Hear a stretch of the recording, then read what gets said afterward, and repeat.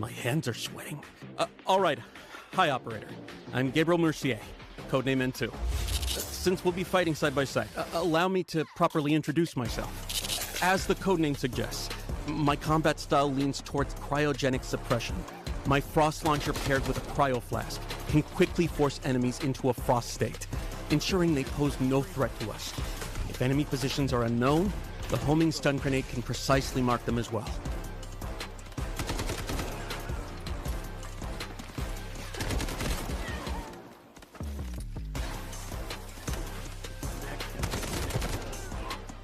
Right now, I'm in the middle of a critical operation.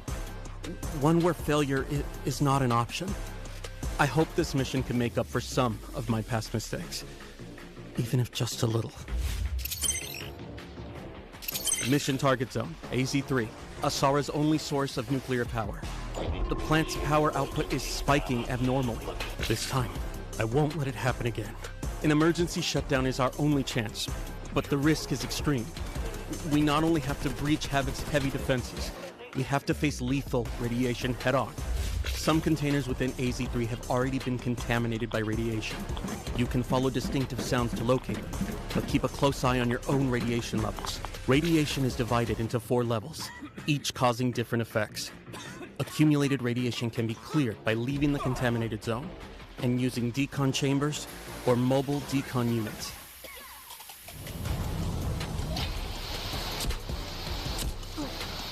During the incident, some personnel lost their access keys. We can use these keys to infiltrate the classified zones and gather intel and supplies. Key verified. Access granted.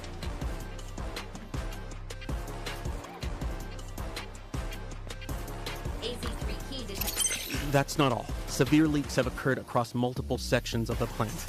You can choose to endure radiation exposure and enter these zones for high-value supplies and rare data, or stay clear.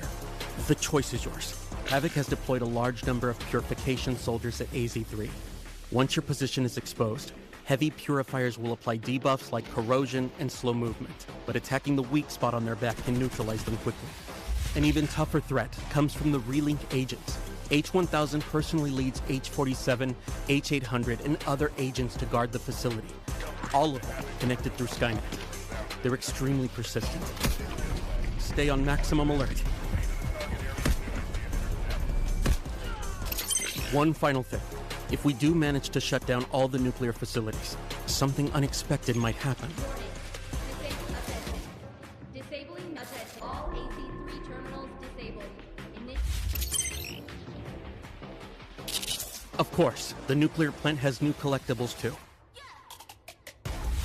Over in warfare, things are heating up. The flames of war have reached the weathered stone walls of the Colosseum.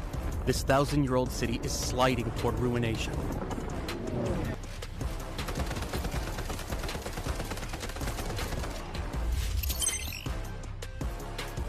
We've got new weapons.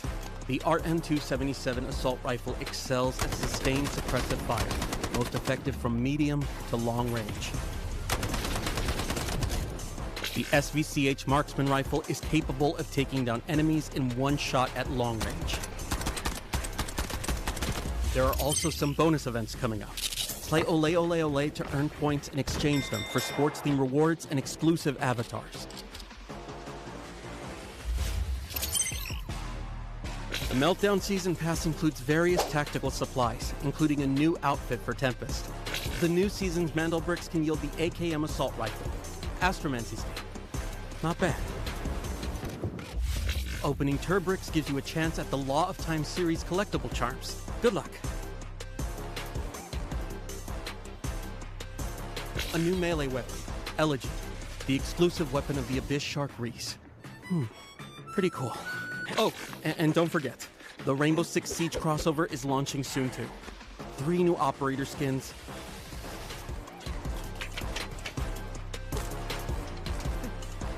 Black Ice weapon skins and special collectibles. Now that's something. Covers the main updates for the Meltdown season. Don't mess this up. Don't mess this up.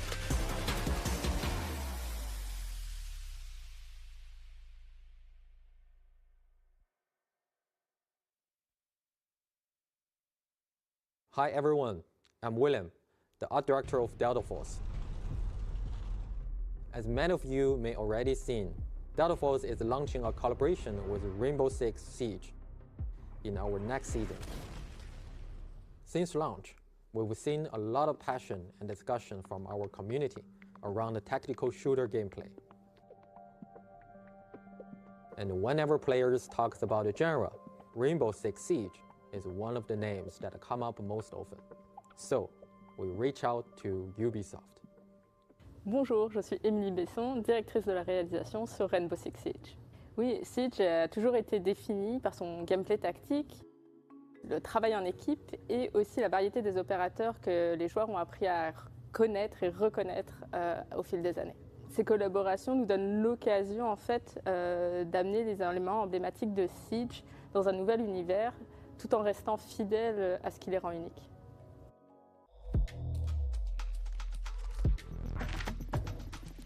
In this collaboration, we focus on two things: operators and Rainbow Six Siege's iconic visual legacy. We selected 3 operators pairings who share the same combat philosophy.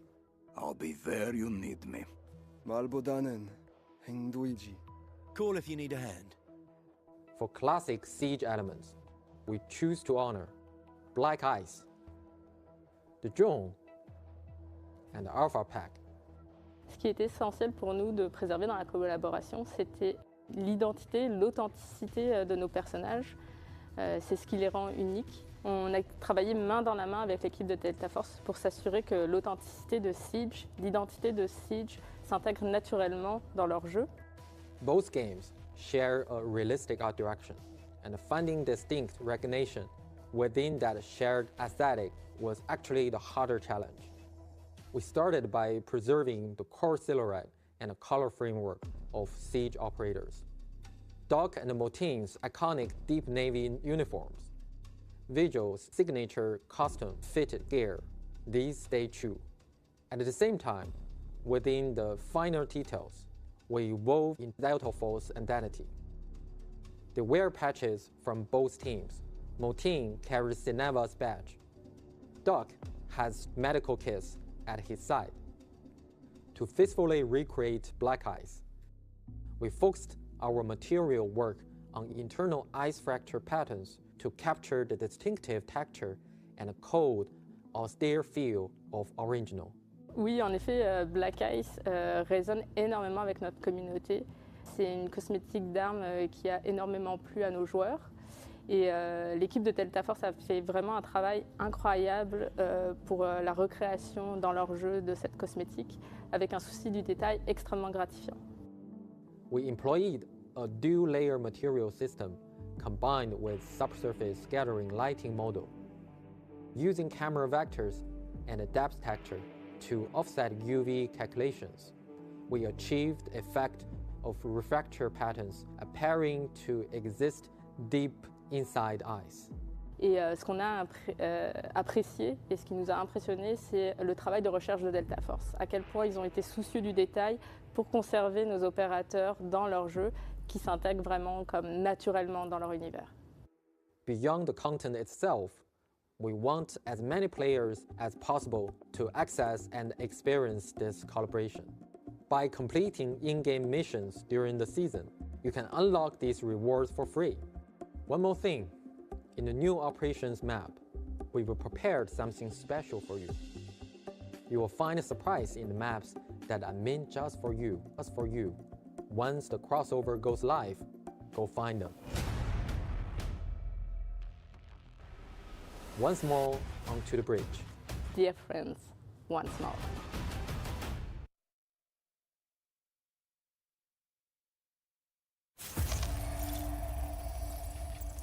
We've received an emergency transmission from Hadawi, a Havoc nuclear engineer. Patching through. This is AZ-3 facility. Reactor 2 has been sabotaged. Havoc internal forces can't handle this threat anymore. You're all I've got left. Running blind on intel for the AO. This region is at high risk of a nuclear incident. Keep the following in mind. Shoot, loot, then pack the scoop. The signal is clear. Take action. It's okay here. Not too cold. Experiment 66 is projected to conclude in T-minus 3 hours. All units submit safety risk assessments on schedule. I've got a reading. No hazmat suits? Raise him! Let's make it quick. Enjoy the bomb!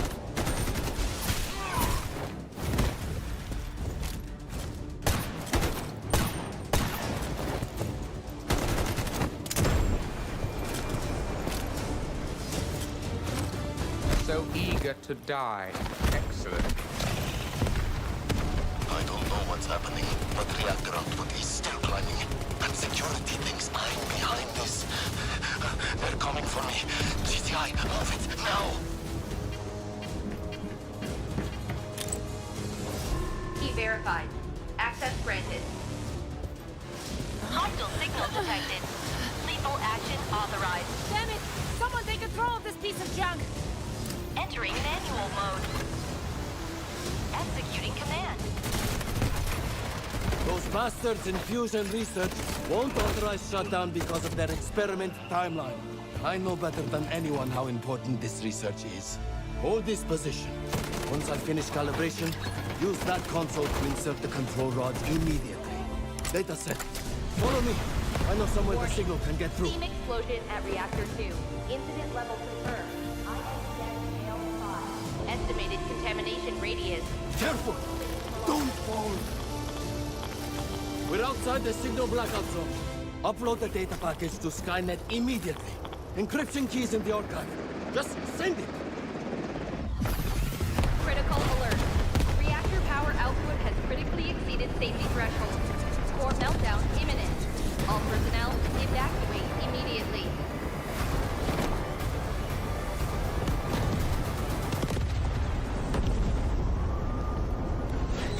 Priority alert. Hydrogen explosion at reactor 2. Incident level confirmed. INTS scale 7. Major accident.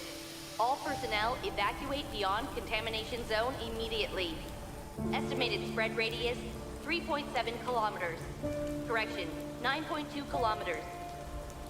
Correction, 24.9 kilometers. Correction, 45.3 kilometers. Correction, 79.8 kilometers.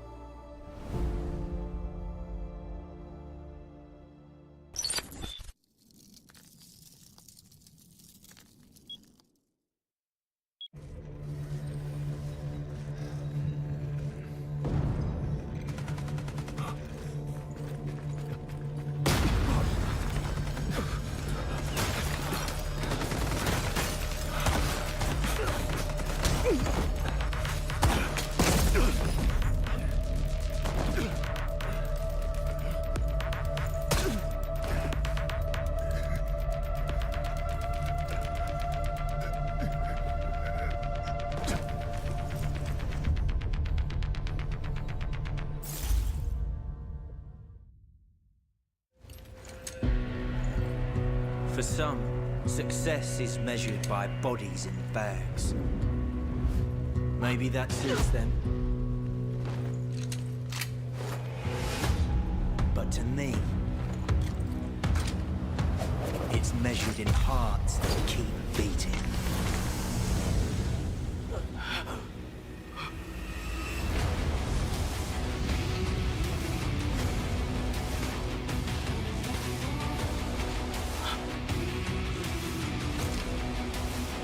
You with me?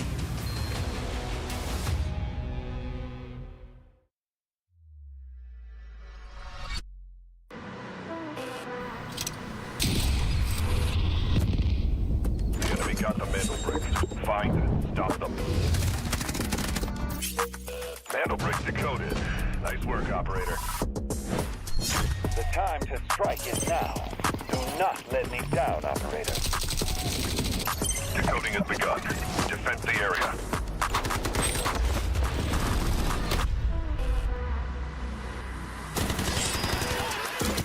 Is about to take the first hit to bring up the tournament, and they're going to do it! What goes around, comes around.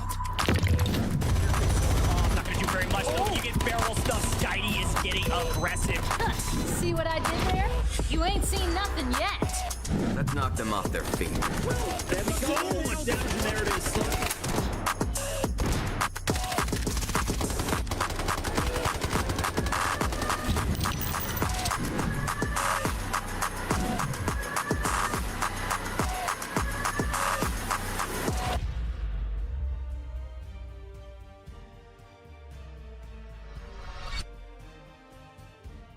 Well, good evening or good afternoon, depending on where you are in the world. Welcome into the Delta Force Rise series. It's week 2, day 1 of groups B and D here in the Americas region. I am Goj, and I'm really excited to be back with Americas here with the Delta Force Rise series. And I've got DK back with me. DK, how the heck you doing, my man?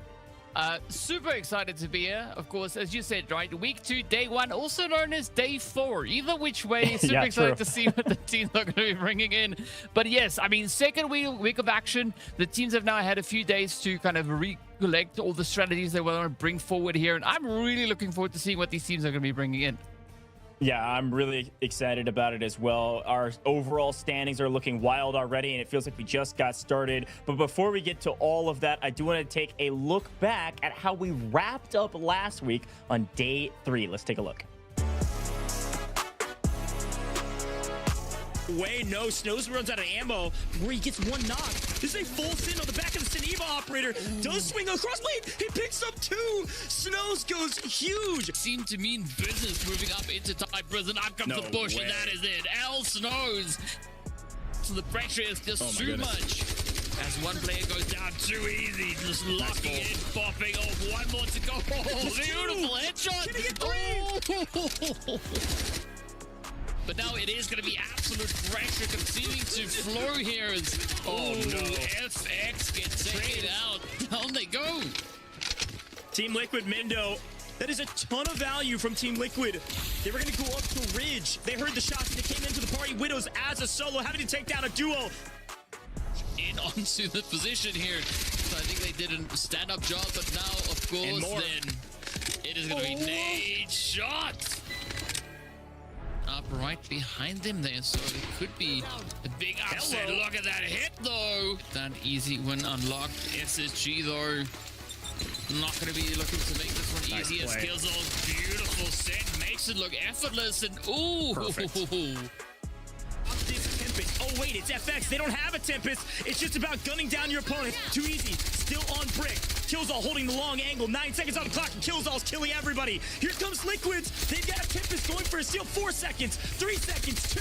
SSG have held the line yet again. SSG continue to add more salt to the wound of all their opponents. Nobody can stop Spacestation Gaming.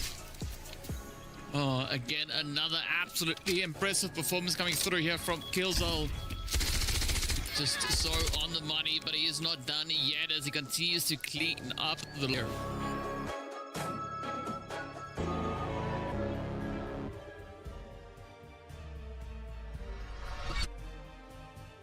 I got chills, man. Delta Force Rise series, so much fun to watch that one back. That was day 3 last week, but it's here today that we've got to talk about how this Rise series works. For those at home that haven't been watching, and you're watching that that video that we just watched back as well, and you say, wow, that looks really dang cool. How does it all work? Wait, Spacestation 1? What does that mean?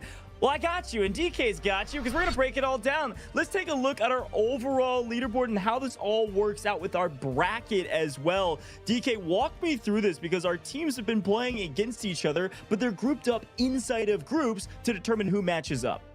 Yeah, as we can see, the players, teams up there who's already won their respective first 3 days. So Spacestation Gaming, they brought in a performance that was out of this world. No pun intended, because you can see just on those replays, they were absolutely lighting up day 3 as well. So a very strong push coming through from them.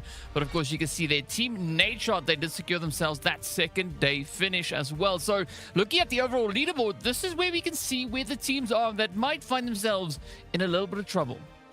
Yeah, it's exactly right. You can see Team Nadeshot, again, they only played one match last week, right? We play a total of 3 days. You play a total of 3 matches, but not every team plays every day. And you're going to go back and forth week to week on whether you're playing 1 or 2. So everybody will play the same amount, but Team Nadeshot is currently perfect. They have 10 points. And guess what? They're playing again today. You saw that it was B and D, and Team Nadeshot is in that D group. So they'll be playing again today. If they can go perfect again, if they can win again, they will stay undefeated and will be matching SSG at the top. Otherwise, though, big shout out to LEVIATAN. They've been fairly consistent. I've really got my eyes on, there's a bunch of teams I got my eyes on today, but I've got my eyes on some of these rosters that have been slaying out. Look at those kill points. A gigantic difference between a team like Team Nadeshot at 14 kills total, and then a team like LEVIATAN and SSG, who, yes, they've played more matches, but they're at 37 total kills in 2 different matches. That is a wild feat to put up 18 plus kills in each of their respective matches. Very well done there. Nightmare, the same, 35 overall. Look at all the way on the right-hand side, though, some of these teams that are struggling a little bit. They haven't had as much success. Really need a team like BTH to step up today. They're in Group D. They're going to be competing today, and so they need to showcase to the world, hey, just because we're at the bottom of the leaderboard after week 1 doesn't mean that's where we're going to stay. So I'm excited to watch all of our rosters today, but before we get more into the rosters and what's going to be happening today, let's take a look at a cool video on how the entirety of the Rise series works in terms of its format. Delta Force, 1 game, 2 regions, 1 shot at glory. This is the complete guide to Delta Force Rise series EMEA and Americas Season 1. Everything you need to know, from the very first match to the last squad standing. The path is the same in both regions.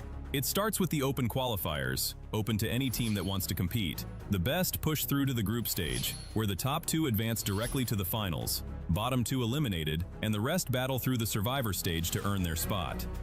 From the open qualifiers, 12 teams have fought their way into the season, and only 1 will lift the trophy. The group stage runs for 4 weeks, with matches every Friday, Saturday, and Sunday. The 12 teams are split into 4 groups, A, B, C, and D. 3 teams per group. Each broadcast day, 2 groups go head-to-head in a cross-group match. Every match is a 7-round format. 6 teams competing in the same lobby simultaneously, across up to 7 rounds on maps like Zero Dam, Brakkesh, Tide Prison, and Space City. Teams earn squad points by scoring eliminations and accumulating in-game total assets. And on brick rounds, they compete to collect and decode Mandel bricks, artifacts that decide the round winner. Decode 2 Mandel bricks in a match and the victory is locked in, no matter what round you're on. After 12 match days, the group stage standings are final. Places 1 to 2 go straight to the finals. Places 3 to 8 enter Survivor Stage Day 1. Places 9 to 10 drop into Survivor Stage Day 2. Places 11 to 12 are eliminated.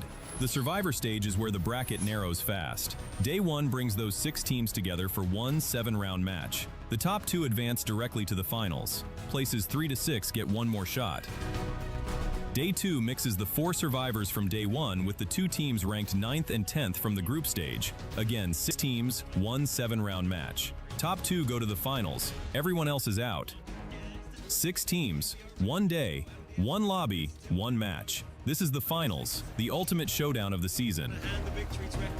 2 teams earned it through the group stage. 2 more survived Day 1. The last 2 came through Day 2. Every team deserves to be there. The top 3 finishers earn an invitation to Season 2. Welcome to Delta Force Rise Series EMEA and Americas Season 1. Loot, shoot, extract.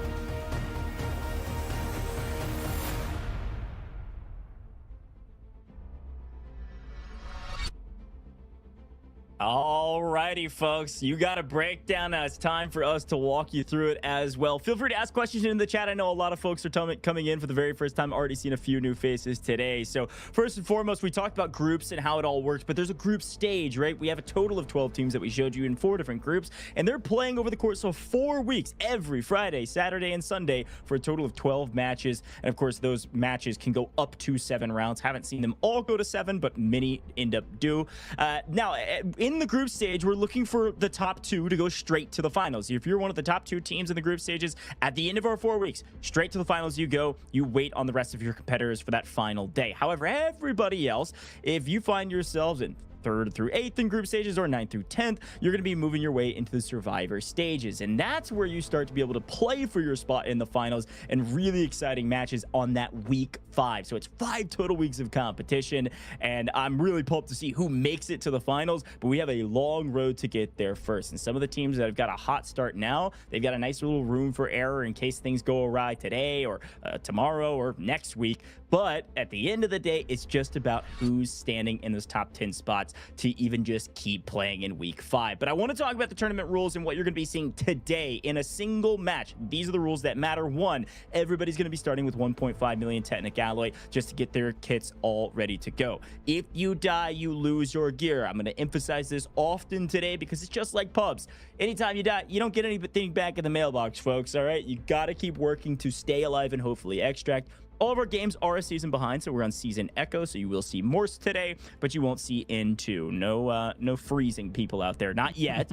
Now, the way this tournament works is very important. Mantle bricks are the key to success. If you want to win this competition, mantle bricks will get you there. If you win 2, if you get 2 mantle bricks to fully decoded, you win the match no matter what round we're on. Now, the fastest you could do that is by round 4. You can see there's a mantle brick and an airdrop in round 2, and then round 4 is also our first mantle brick alone round. And if you're able to get both the mantle brick on round 2 and on 4, we could be done in 4 games, which does not happen often, but it has happened before. Oftentimes we go 5, 6, or potentially even 7. And once we get to 7, the team that's in last does actually pick the map that we're playing. But the other key rule is that we have a ton of operators, but each of our operators can only be used a total of twice by the entire team over the course of our first 6 rounds. If we do get to round 7, all of those operators will be open again. So for instance, if you run double Nox on Tide Prison, you can't use Nox any other time in the tournament. Now, in terms of the actual rules of what you'll be loading in with, you do have your 3x3 ultimate safe box, and you do have a 12-slot card holder, and you can basically get any card you want essentially for free, which is nice to be able to move around the map and not get trapped. Now, the resources is a key factor of this competition. You do get a little bit of fixed supply every round. Just in case things are going totally awry, you're able to still buy guns. So you get 700k in total at the end of every round. That's that fixed supply. But the big ticket item is that every elimination, every kill, you get 800k per kill straight to the bank. You get that in Technic Alloy when you go back to the lobby. That is a massive way to get your resources up, especially if you're fighting over the mantle brick and trying to code mantle bricks, which does give you a little bit of cash as well. But usually when you're fighting over the mantle brick in the final minute or 2 of the map, you're not going to get out of the map. So if you get those kills, you can certainly comp your gear a little bit later, especially because a full team wipe is 2.4 million in total. Crazy stuff there. But I told you mantle bricks are the most important part, so here are the rules. The mantle bricks, they spawn in quickly after the match starts. Again, you're going to see this on round 2, round 4, etc. Once it's been picked up, in general, anybody, whether it's on the ground because somebody dropped it or otherwise, you have 5 minutes to put into a decoding station. If that timer hits 0, it will respawn at its spawn. But the big timer that we pay attention to is once the decoding starts. There's decoding stations all over the map. They're all fixed places that all the players have studied. Once a mantle brick is put into one of those decoding stations, 4 minutes are on the clock. Sometimes the team that puts it there first keeps it for a full 4 minutes and they get the brick. Congrats to them. But usually it gets stolen. Every single time it gets stolen, folks, that max timer is reduced by 30 seconds. So for the first steal, if the timer says 10 seconds left and you steal it and you now are in control of the mantle brick, it's going to be 3.5 minutes on the clock. And of course, if it trades back and forth, it's going to go down by 30 seconds every single time until we get to 90 seconds total. 1 minute and 30 seconds. That is the minimum decoding time. So if our game clock is lower than that when you get your steal, well, unfortunately, nobody's getting the brick. But another key factor that was added in fairly recently, which I love, is that if the squad that's decoding the mantle brick currently gets eliminated, they get full wiped, that timer pauses. So a ton of rules around the mantle brick because it is the most important part. But DK, talk to me about our scoring system for group stages. Well, this is the only way that you are going to ensure that you sit where you want to or need to sit over on those overall rankings. Because if you finish on first place here today, you are going to be walking away with 8 points plus how many ever mantle bricks you were able to decode. Same thing goes for second, third, fourth, all the way down to 6th place. Is it likely for us to see the team in 6th place for the mantle brick? Not really, because that math doesn't quite math. But hey, you know what? If it works, it works. So the highest amount of points that the team can score here is going to be 10 points. So that is what they are going to be trying to push for. And the only way to get that, as we can see looking at the screen right here, is to go for the double brick approach. Now, as we know, a few of the squads in here have been able to pull that one out of the hat. But this is a new day and new teams to go up against, so it is going to be a pretty tall order to see if those efforts can be replicated coming into today. But yep, that is the only way to do it. Yeah, it's a good shout, DK, and I think we talked about this last time, is that mana bricks are everything, but these supply points do matter, folks. The way supply points works is they're broken out, squad points is broken out between kill points and supply points. They are what they sound like. Kill points, you get a point for every single kill you get, and supply points, you get them for the amount of loot that you earn or extract with or is in your stash at the end of it. And so the big ticket about supply points is that it's for every 2 million in total stash value, it is equal to 1 point, and that's all rounded down. So if you have 1.9 mil, that's still not a point. So you have to get at least 2 mil and in 2 mil increments to earn those supply points, which are very valuable. That's our ranking system, aside from the mana brick side of things. But talk to me about prize pool, DK. We got a ton of money on the line throughout the course of these 5 weeks. Yeah, as you can see, first place is going to be worth a whopping 60k, so there's going to be quite a lot to play for to be the team sitting at the top. But as we know, everybody here that is participating is going to be walking away with something, right? Every place is accounted for, all the way from 1st down to 12th place. Everybody's going to be receiving a little bit of moolah over on their end. Of course, also, the dynamic kill bonus is an absolutely banger of a thing that we've been looking at over the past few days. You've got teams that come in with like 18 eliminations or 21 eliminations. Absolute insanity, but that's 21 times 50. That adds up to a whole lot of dosh going their way. And of course, we did see our MVP being awarded 3k as well. That is going to happen rather all the way on the very last day, on the final day, which is going to be the finals, of course, as well. But speaking of which, though, for today, we are going to be looking at our participating groups here. We are going to be looking at B and D. So A and Group C are going to be having themselves a nice bit of a rest, but we've got quite a few squads stepping up to the plate here. And I mean, we were talking about those decoding station contentions coming through a little bit earlier on, right? And I have a little bit of something that I want to talk about when we get closer to that. But of course, we've got a lineup of squads here, and I mean, they've been bringing quite a bit of heat out onto the field here. Yeah, I talked a lot about Group D already. I'm excited to talk about Group B. You'll see all of their rosters here in just a moment, but we do want to remind you about the schedule. Yes, today is B and D, so if you are a fan of a team in Group A, for instance, you'll see them tomorrow. Again, like I told you, you can see it on your screens now.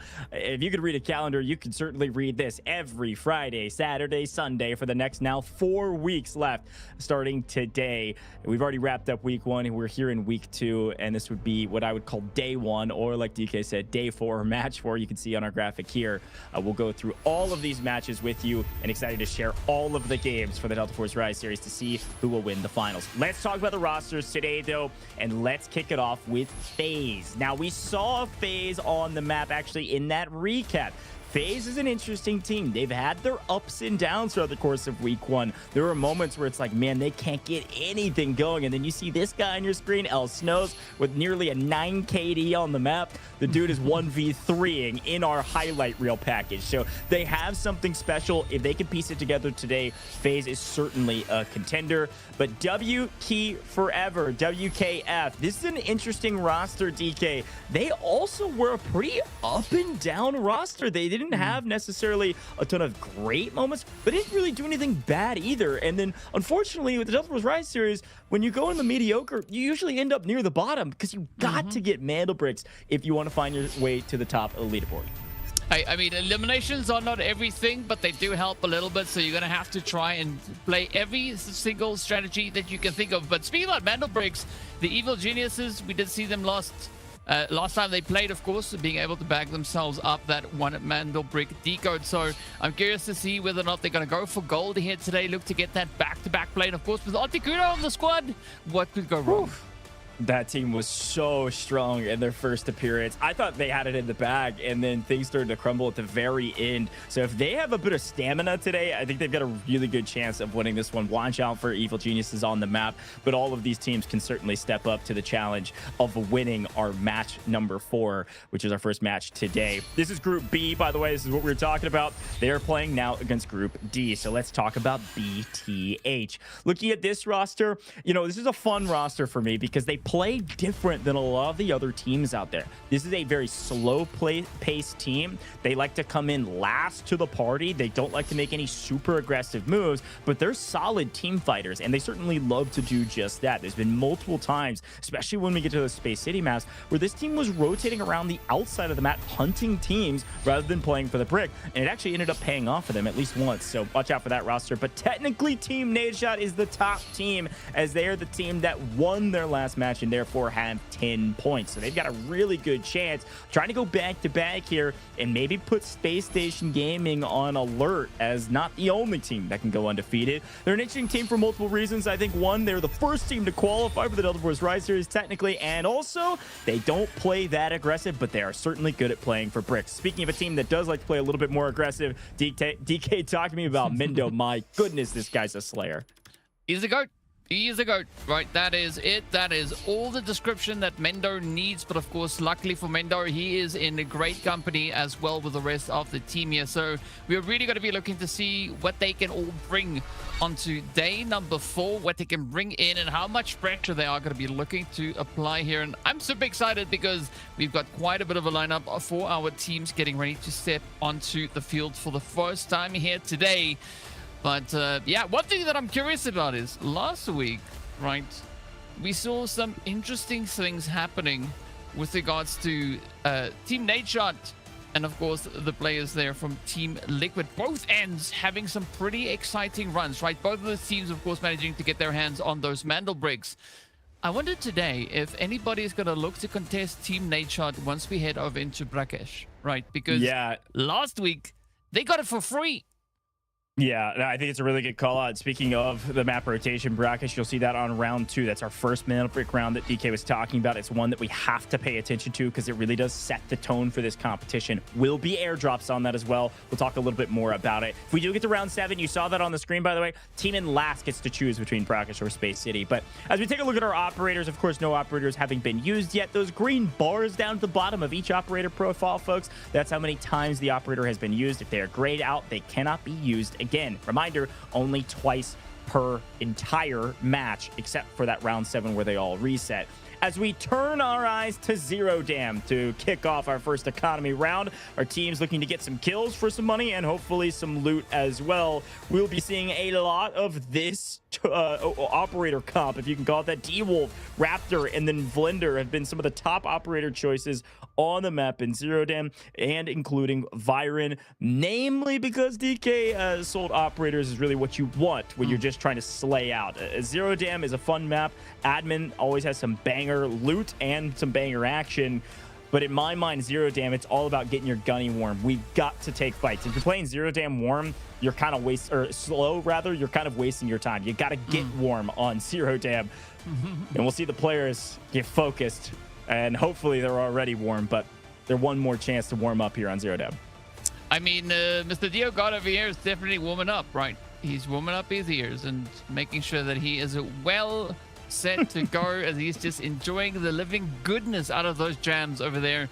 But of course, as you can see, right, everybody's just making sure they got themselves primed and ready to roll. So very curious to see how the teams are going to look to perform here today. And I think there is going to be quite a bit of excitement heading our way very, very soon. Peggy, yeah, I like those headphones, right? Definitely reindeer. That is going to be one way to kind of help you get the pacing going. But I think especially looking at WKF here, you know, the W key forever, today is going to be a big day for them because looking at where we saw them on the board, they need to bring home some points, right? They need to lock it in and just try and either go for eliminations stack up on those kills, or we need to see them push for the mantle bricks, because last time we saw them, they only had 7 eliminations throughout the entire match. So they're going to have to double down, right? They're going to have to step it up, because the team just ahead of them, BTH, for instance, they've got 15 eliminations, right? So it leaves a bit of a vacancy, a bit of a vacuum there for them to try and fill and kind of step up into that. But as you can see, the Evil Geniuses, they look chill, right? I mean, even Articuno here, he's just all cool, calm, and collected. It doesn't seem like they are getting ready to step out for the first time here today. This roster is star-studded for certain. Loco was putting on a show for us in the last match that Evil Geniuses played. So all three of those guys can 1v3 given the right moment, being able to isolate their ones. And so it'll be fun to watch that roster. But BTH is the roster I was talking about. It's so fun watching Delta Force Rise series and frankly, just Extraction eSport in general, which is the only one of the Extraction genre. Operations is so much fun to watch in a competitive standpoint, because there's technically a bunch of different ways you can play, especially under our format, and still get the win. You can play a little bit slower. Some people would call that more strategic, and you'd be able to play for the mana bricks and the mana bricks alone. Some of these other teams are playing for the kills, because there's kind of an age-old sentiment that if you just kill everybody on the map, you'll get the mantle brick eventually, right? One thing that hasn't been the case is that these teams haven't been willing sometimes to make the first move. And the teams that do make the first move open up the floodgates and usually get eliminated. So there is this kind of cat and mouse game that'll happen on the map. As we swing over to Team Liquid, though, we get a chance to look at Boy, we get a chance to look at Hodsig, Mendo. This is a roster that is super interesting for a ton of reasons. I think they've got a lot of fans out there that really want to see Team Liquid succeed, but also they have professional experience in some other titles, and they're one of the only teams that can say that. And so because of that, you have a roster like Team Liquid that under pressure, when things are not going their way, they may be a bit more resilient than the others. But listen, if it's a vibe game, I think Diogot's got that on lock. He's got all the vibes that nobody else has right now. This is I hope FaZe pop off in Zero Dan. I need those jams, dude. I need those jams. I don't know what he's listening to, but it looks like it is an absolute vibe cooking over on that end. I want to see that then happen when they step out onto the field, right? I want to see this happy vibe just continuing across the way. I think it's going to be difficult to bring that man down here today, so really looking forward to the action, but there's going to be a lot of that needs to come through. As we know, the teams are primed, they're ready, and we're just waiting for that green light to kick off rather, all the insanity that we're going to have here. I mean, especially just looking back at what they've all been bringing onto the field here, right? I mean, we did see Team Liquid grabbing that good, strong finish over on Space City that they played, right? They did get themselves in a good few T1 spawns as well, so I think there's a lot of opportunities as the teams are going to be pacing through the days. Man, she's glorious. A Monster Energy drink over there. Looking pretty good. Pretty toasty. Gotta stay locked in, yes, man. sir. Yes, sir. And you know something's happening when you know you got that logo on your shoulder and you got the can in your hand, right? There's just something happening over there. Well, here we go, folks. It is time for Zero Damn. I do want to let you know that before we jump into round one, we got a quick giveaway. A redeemable code just appeared on your screen for the Neko Mimi spray paint. Be quick. It's got a limited number of activations, so once they're gone, they're gone. Good luck. Type it in. You can see you can redeem it in-game or at the official website. Type in this code on your screen. I'm not going to read it out for you. You've got to type it in yourself, and you better type quick. It might already be gone. This is a limited amount of redemptions, so type it in as fast as humanly possible. We've got more rewards for the rest of the broadcast as well, so make sure you're paying attention and listening to our voice as we get into the action. It's time for Zero Damn. You get your loot while the players get theirs. Here we go, folks. DK, we're dropping in. We gotta let our audience know to watch out for those airdrops. It's the one thing we haven't talked about yet. The big thing you watch out for. Look at that airdrop preparing 3 minutes before it starts to come out of the sky. You've got two. One will have an AWM or an M82, some heavy-hitting sniper rifles that can one-shot your opponents. These are going to be huge later in the competition on Mantle Brick rounds. The others got some red and gold loot.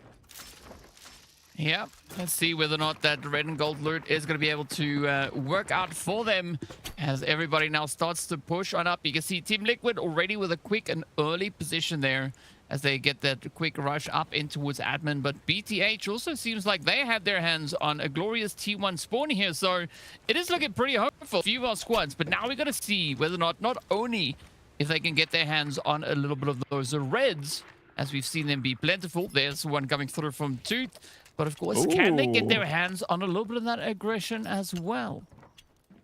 BTH picking up a little 1.5 mil. We can see our operator selections down below and to the side. You can see everybody's in purple and blue. That's usual on Zero Dam. You can't really bring in anything else. There's solid choices across the board, but BTH, the biggest winners in the loot category, picking up the graphics card too for 327K. Let's go. That's a nice little start for BTH. Yeah, that's what you want. You want to try and get as much of that goop going, right? It's going to be the main and the chief objective, I'd say, at this stage for the teams to try and get that economy as high as they can. A lot of blue bullets coming in across the way, and this is the only round that we really see the blue rounds getting utilized, as it doesn't do all too much once there's a gold armor in play, right? You're going to have to send out so much of it to really make too much of a bunch happen over there. But speaking about bunches, though, there's a lot of scanning, right? A lot of the recon happening here as the teams are trying to find a good, decent position and some nice bit of clarity as to how they are to move in. Yeah, and again, we see when we looked at the operators, and again, you can see them on the left. If you're on mobile, it might be a little small, but Raptor is on every single team. Why? Because you can get so much intel. Zero Dam has these wide open spaces on rotations. You've got to clear if you're going to try to go from one POI to the next. Raptor can be also helpful inside. But Team Liquid are alone inside of admin, which is very surprising given their start. Being in that tier 1 spawn and getting to admin first is nice for loot, but usually you're one of the first teams to an engagement. And for now, all quiet as Hotsick finally pulls CD, so that'll be 223. Ooh. All right. I mean, slowly but surely, they're definitely looking to stack up on as much of the loot here available to them. But it's all going to be down to whether or not they can actually get... Firstly, get those into their 3x3s. That's going to be step number 1. And step number bonus is going to be if they get to extract, right? That really helps out quite a bit. But you were talking about the squad elims earlier, right? So that's what 2.4 mil in value for taking out a full opposing team. Yeah. So if you get to do that and you get the elimination points as well, that's 4 easy points on the board. Yeah, exactly. I think that's a great shout, DK. This is a very slow start compared to what we're used to. Oftentimes, these teams will be much more aggressive, but it looks like Evil Geniuses are outside of admin right now, taking their time as Articuno is way away. They're coming in from the underground area here. It's Articuno currently underground, working his way towards admin. Potentially, or at least holding to see if maybe somebody else is going to take this rotation, get some intel. Intel is key, right? You need that to have a good play moving forward here, especially when you are trying to focus on getting your hands on as much loot, especially in this first initial phase here. Looking over towards BTH, though, they are going to be situated still pretty much over in towards that major substation, trying to test the water, looking to see if it's going to be worthwhile maybe venturing up into Visitors. But as we can see on the map, of course, Visitors is open. FaZe, though, in the meantime, they're going to come through with a little bit more of a sneaky approach, coming in through on the zip lines. Ooh, we do see some bolties there, so that could be quite an exciting play from their end. Now, FaZe have rotated, like you mentioned, all the way up Rage. Over kind of near the parkour course to get down to where this airdrop is. The airdrop's actually landed on the north drop point. There's a couple different spots that can drop. It's the first time in a little while we've seen the north drop, which is just outside of the shipping containers. That looks like Hodzic is looking at. I think he has a read on the fact that WKF have elected to try to make a play potentially for this airdrop. You can see it on the mini map. It's that gold or yellow triangle. Came in from the skies. FaZe, I don't think they quite have an angle on it, but they definitely have a bird's eye view of the map. And at least from where Snows is looking, I think he's spotted, yes, definitely spotted Team Nadeshot way off into the distance. I'm glad all of those players are still in the lobby. So Team Nadeshot back into the action. We'll see how they decide to rotate to some action. DK, I don't know that we've watched nearly 8 minutes of zero dam at this point without hardly a bullet fired in general. I mean, we've seen some standoffs in admin, but this is next level. People really taking their time to warm up. Wild. Yeah, I mean, it's definitely a shift in the pacing that we're looking at. But, you know, if you ask for shots, you just wait a little while and the teams will answer the question. There as we the go. WK Forever are stepping straight up onto it. We can see Crab and Peaky finding themselves in a bit of a spot over here, just up onto those containers. But even looking at Team Liquid's position, right, it doesn't seem like they're really all to face. Yes, we do see Hunsig poking out the window, just putting a few sprays over in this direction. We do see Mendo covering that, making sure that nobody's going to slide up through there.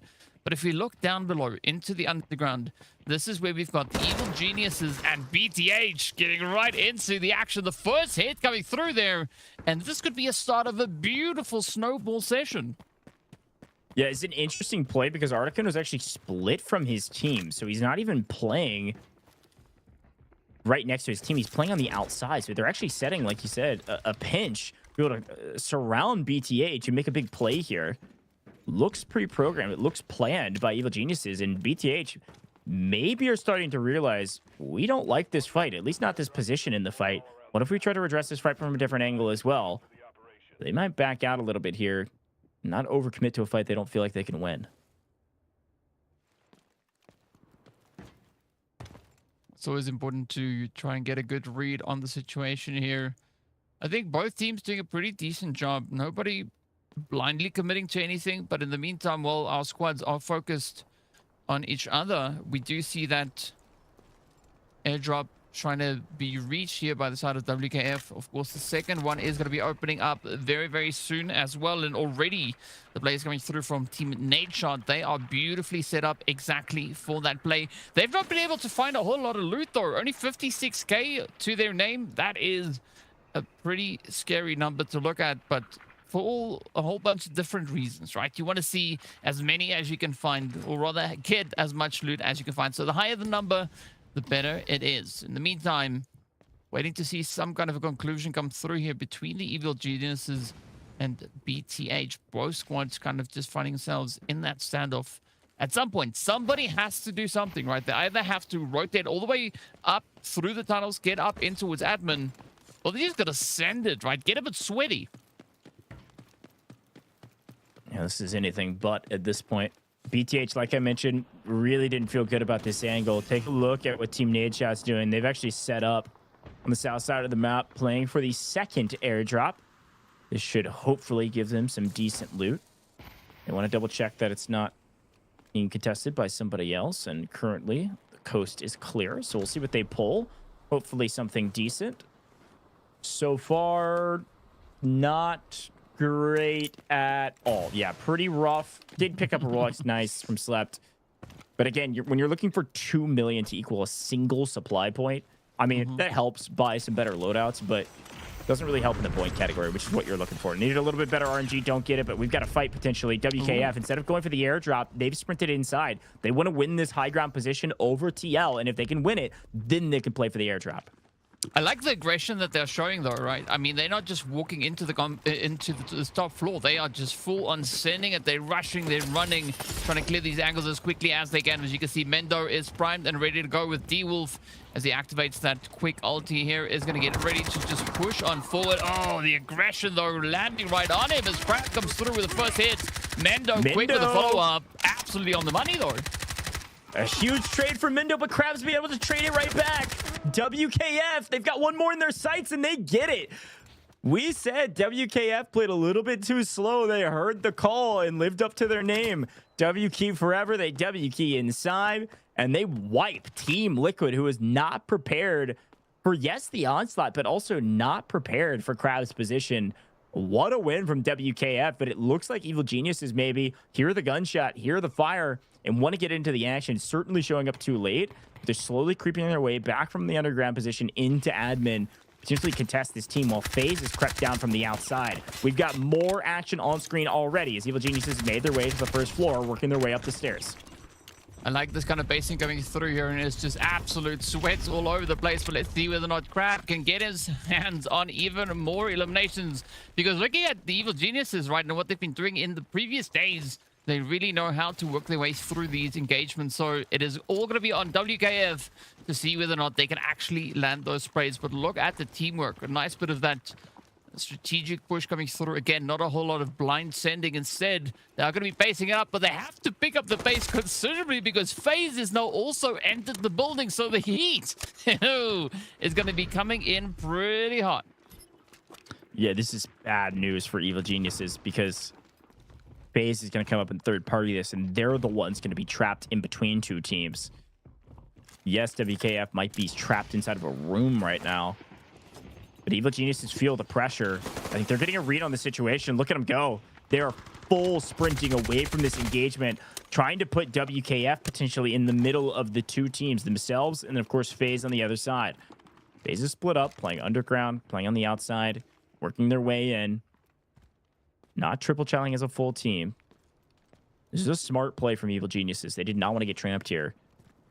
And with only under 6 minutes now remaining, we're going to see another engagement here from Team Nadeshot and BTH. BTH a little bit split as well, but I'm not sure Team Nadeshot's going to be able to capitalize on this as Lord Jackal feels the pressure and comes charging forward to try to help out his team. Trying to get blows down range, but in general, nothing major yet between these two, while on the opposite side, FaZe is getting really aggressive. This is best case scenario for Evil Geniuses, but even better for WKF, who's just picked up their 4th kill point of 0 Dam. Really going for these points early. So it seems like Evil Geniuses, they've done a really good rotation, going all the way over on towards that far western side, keeping themselves well removed from this engagement.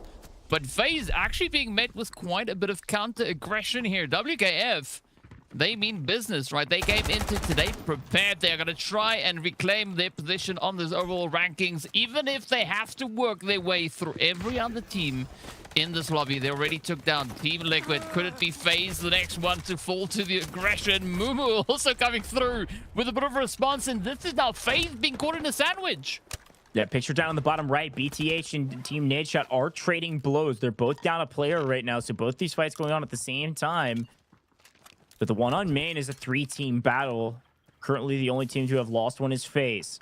We swing over in a lull to see the engagement here. Chris trying to line one up on Toot.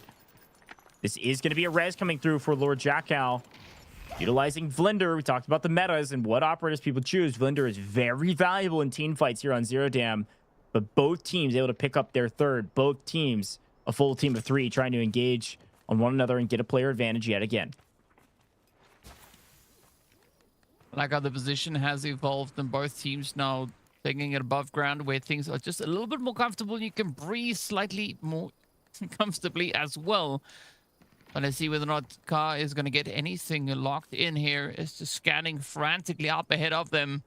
As you can see, Smile knows that something is just around the corner, as there's good awareness from either which side. Meanwhile, jumping right back up into admin. Psychoda is going to try everything he can, but the utility's landing right on top of him. Quick little bit of an upset here coming through, but not too much to write home about just yet. WKF, though, still have 3 players up, and they come sitting on a very comfortable nearly 3 million in profits. Solid cash. But even more importantly, they have the kills. WKF on 4 right now. Folks, we already have 3 minutes on the clock. Our poor elevator extract is likely not going to be used at this point. I would say certainly not going to be used. And also Team Nadeshot finally finding their first blood on Toot after the reses went both ways. They now have a small player advantage, and BTH do have a height advantage in this engagement. But with a potential pinch pushing up, Team Nadeshot going to try to get the better of their opponents and make sure they get this full. Very well done to get the point, the extra cash, and he's hunting down Ka. Actually pinned 1, ping 2. Looking for the 3rd right now. Only 1 player remaining, and Ka is running for his life. Just preventing Team Nadeshot from getting another kill point is really important. We swing back to another piece of the action because WKF, again, on 4 kills this map. Currently the big winners of 0 Dam. Looking for a bit more. I like where their head's at. I like what they've been doing so far. Let's see whether or not FaZe can get the ball rolling on the action here. Crab just so relentless on the efforts, as we do see the plays there from the Evil Geniuses starting to move in, and this is now WKF finding themselves in quite a bit of a predicament here, getting pressured from both ends. So far, doesn't seem like they are too phased. They seem quite capable of handling the stakes here. As you can see now, the shots are starting to lock in onto FaZe as they start to move on forward. Mumu also going to come in with quite a bit of aggression here, and it is going to be absolute sweat. Peeking quick on the reaction, picks up the trade, but can he not close it up as the Evil Geniuses are going to continue with the bombardment here? A 2v2 on main with 90 seconds on the clock. These are extremely important kills for both teams. But WKF now have 5 kill points. And it looks like they may even prevent Evil Geniuses from getting the full that they desperately want. They're able to pick up this res. This is great points gained and great points held from their opponents. Articuno looking to get a bit more aggressive, but doesn't want to sell his life. A 2v3 is possible for these gentlemen, especially when the res is going off. But is the res just a bait? Are they prepared for this? He's holding it still, and here we go. The double chow, utilizing some of the util to swing through pretty quickly. Doesn't get really much damage on. The BKF still winning this engagement.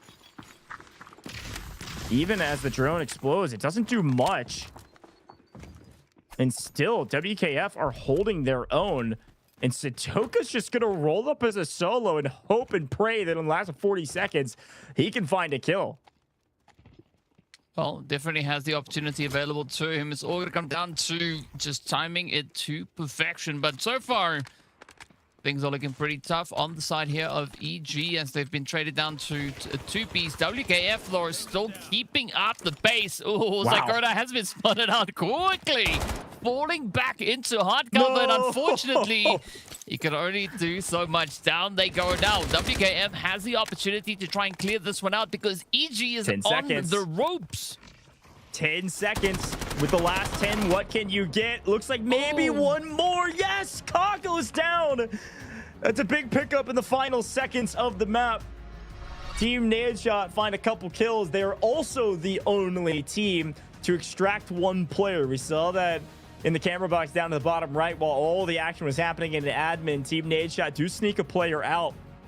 But WKF, absolutely the biggest winners. I think they had a total of 6 kills on the map, folks. That is 4.8 mil in total value, let alone the 6 points that they just straight up gives you in the kill point category, which equals our squad points. Those 6 kills will do wonders for them to be at the top of the leaderboard by a large margin, with likely Team Nadeshot behind. Very interesting match. And yes, no, what ended up being 7 total kills that they picked up for WK Forever. Top team on the map with 7 is a great start for this roster. A roster that, again, DK, you highlighted so well, desperately needs these points. They are starting out with a bang. Yep, I mean, they brought quite a bit of those fireworks with them. As you can see, 7 kills going their way, so they are going to be smiling big today. You can see Nadeshot coming in hot right behind them with those 3 kills as well. But it is going to be Crap, though, walking away with 4 of the 7. So a very big contribution coming through here from the side of WKF. You can see C-Bonds also in there with their play as well, too. Right next to Smile, all the way from Team Nadeshot. But when it comes to the damage, it's WKF, right? WK Forever, they just locking this one down forever on the first round. So a really good play from them. Yeah, I mean, again, you got to remember where they came from. They rotated all the way up the north side of the map, barracks all the way over. They worked their way for the airdrop. They saw the airdrop. It was out in the open. They couldn't really do anything about it. So they go, you know what? We're being held by Team Liquid inside. Let's get inside and chow them. They drone. They see that they have a free rotation. They take it. They get inside. They wipe Team Liquid. And then everybody else swarmed to admin. And WKF were the last team standing. I mean, really impressive stuff from them. But in terms of asset earners, Chris was the only player to actually get out of the map, picking up 1.6 million there. It won't get you a point, but it will give you plenty of loot value to be able to use to build out a nice kit for our first Mantle Brick round in the next map. So a good job there from Team Nadeshot, and it does look like Boy had some solid stuff in his safe box as well. But Crab, our top player, picking up 4 of the 7 for his team. Well earned from WKF. Needed to show up big today, and they're starting out hot. Let's see if they can keep up the momentum, DK. What a wild and weird Zero Dan map. We saw only the second airdrop get looted. Nobody has an AWM or an M82. It's one of the first times I've not seen that first airdrop. It was contested, but nobody was able to get anything out of it because they were more focused on getting their kills. So very interesting kickoff to day 1 here of week 2. Yep, you know, it's also interesting if you head over to the playdeltaforce.com website and download the game. It's available on so many different platforms, so be sure to get your hands on it. If you've not done so already, you can also go follow us on all the social media platforms, and hopefully you're watching us on one of those, right? We're streaming all over the place, so there's going to be a lot to look forward to. And of course, Goj, we first have to step into our first break of the day. Two members, now the odds are in their favor, 2v1. Everything getting spammed away, and MT getting a little solo. Hang on a second, NL. Look at that, it's an absolute sweat. This, and LG's gotta know that they're here. Lines them up, even through the shot. You're nuts. For the last remaining 3 BOV, they find 2 instant knocks. The Elm's gonna be hopping off to that.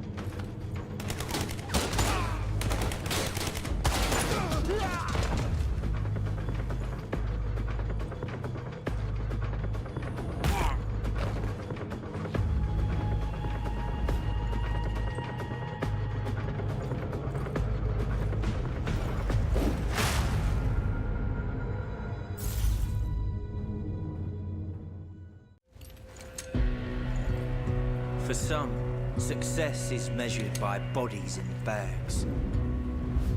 Maybe that suits them. But to me, it's measured in hearts that keep beating.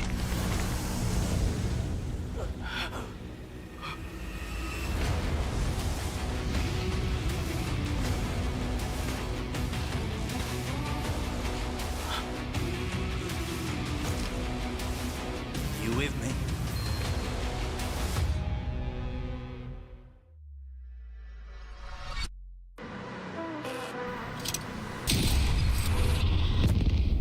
The enemy got the mantle bricks. Find it. Stop them. Mantle bricks decoded. Nice work, operator. The time to strike is now. Do not let me down, operator. Decoding has begun. Defend the area.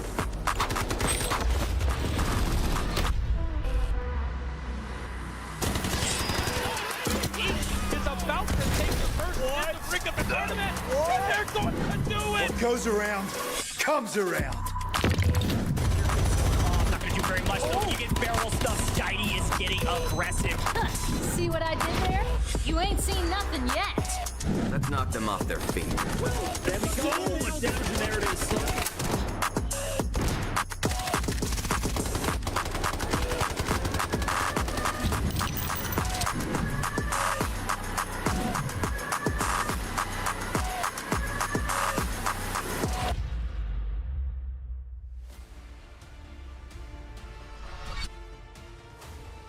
Welcome back, Delta Force Rise Series. It's week 2, day 1. It's groups B and D for the Americas region, and WKF, bottom of the leaderboard in group standings after last week, top of the leaderboard today after game 1. Now, it was just an eco round, but they certainly earned a ton of cash.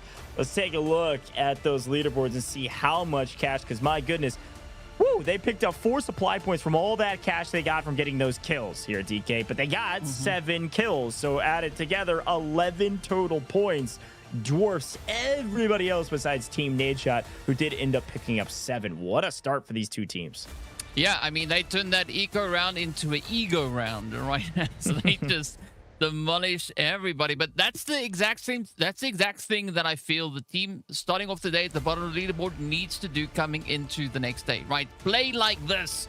Continue doing this. I want to see W just continuing to bring absolute brutality onto the field, because as we know, stepping into round number next, that is where we are going to be starting to color in those lovely Mandel brick sections as well. So I think Team Nadeshot, they are going to be super amped about this, because as I've already mentioned, last week they got a free Mandel brick in round number 2.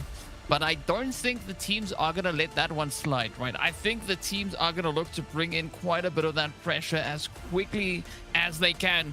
But last time we saw Nadeshot and Team Liquid stepping onto the field, we did see Team Nadeshot take out Team Liquid very, very quickly. So, yeah, I'm expecting a bit of a comeback story, potentially maybe from Team Liquid here.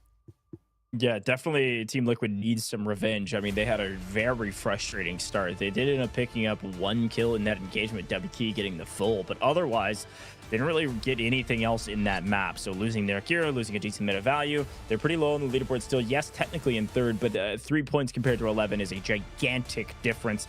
Gonna need to make it up here in Brakkesh. But of course, those points only matter if you don't have mana bricks or you're tied in mana bricks. So we will have a team definitively at the top after this next round. Now again, Brakkesh, if you haven't watched in a little while with the Delta Force Rise series, Brakkesh is a map with every operator still on the board, except I guess Team Liquid ran double D-Wolf, so you won't see a D-Wolf from Team Liquid unless we go to Game 7. But with every operator on the board, Brakkesh is a map that not only has a mana brick, but it also has an airdrop. And so because of that, there's a lot of objectives to play for. You oftentimes see operators like Uluru, operators like Morse, Gizmo, you can see right here as popular operators on the map. But another one that was surprisingly not on this graphic, it should be here. No, still it's just these 3. I would say probably the 4th is Raptor. A lot of these teams like to go ahead and invest both their Raptors in the first 2 rounds to get that extra intel. But DK, talk to me about spawns. It does look like Team Liquid and BTH did pick up the 2 T1 spawns in Zero Dam. Yeah, as we can see, it is going to be restricted to both those teams. They won't be getting those T1 spawns coming into round number 2. That is, of course, opening up to the rest of the lobby, right? So they now have the opportunity to potentially spawn in those T1s. And of course, you want to get that T1. That is going to get you that quick access to the Mandel brick. Yeah, tier 1 spawn can be very valuable, but folks, yes, it might be valuable. It doesn't mean you're going to get the Mandel brick assuredly. Now, before we jump into round 2, we're landing. Guess what?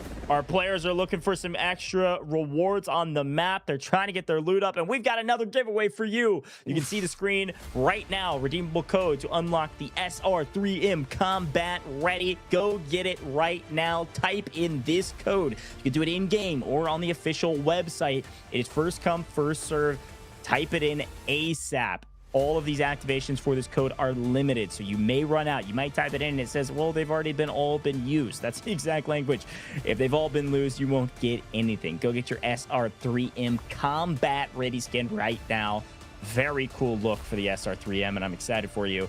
Hopefully you type it in fast enough, because that is a somewhat confusing code. So you've got to be quick on the draw and also tapped in. But speaking of tapped in, let's tap into round number 2. Brakkesh, it's Mana Bricks.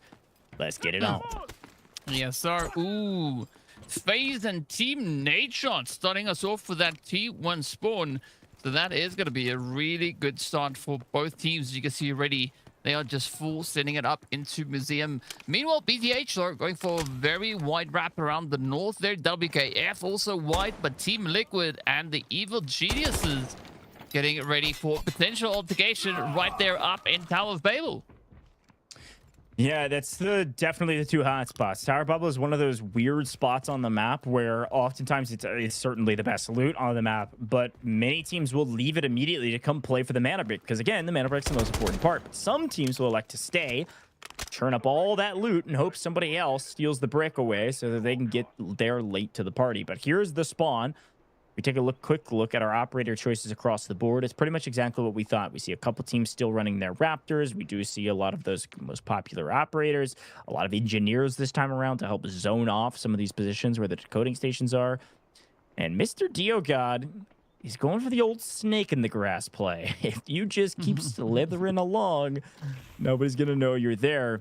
What they don't know is that nobody's really even looking at the brick. Team Nadeshot's trying to, but they're also trying not to scam. So if they overcommit on a look here and go down, that would be a free brick for somebody else. Team Nadeshot, with that tier 1 spawn, gonna get the power position inside. Gonna make FaZe think twice about grabbing this brick. Yep. At least we are going to be seeing a little bit of a back and forth coming through on this side. Oh. It's going to be DioGod to get his hands on it first. So Slept just missed out on that opportunity, but it is a great start here for FaZe. We did see all that dancing coming through from DioGod before we got into the action here today. Now currently absolutely locked, and you can see the focus on his face. He's just scanning those windows, looking for any potential opportunities. Meanwhile, Team Nadeshot, they're just keeping their ears open, right? Scanning the area, making sure that they can figure out exactly how to try and move through here. So there's going to be a little bit of a back and forth, I think, at least for the time being, between both these teams. Yeah, interesting play from Team Nadeshot. They feel very content to let the mana brick go to another team because they're holding the museum decoding station. They know that this FaZe roster can't get inside, so they need to go somewhere else. And if you look top middle, you see that 5-minute timer is already down to 4 to get it to a decoding station. And their first airdrop will start to descend here in about 60 seconds. So a lot to still play for on the map. Of course, we're paying attention to these 2 teams. The rest of the teams taking their time. Some are actually relaxed on some of the decoding stations, hoping that whoever grabbed the brick comes to them and they get a free pick and a free start of the decode once they get the wipe. Right now, FaZe is content to sit here in cat and mouse game with Team Nadeshot. Not interested in running it anywhere else.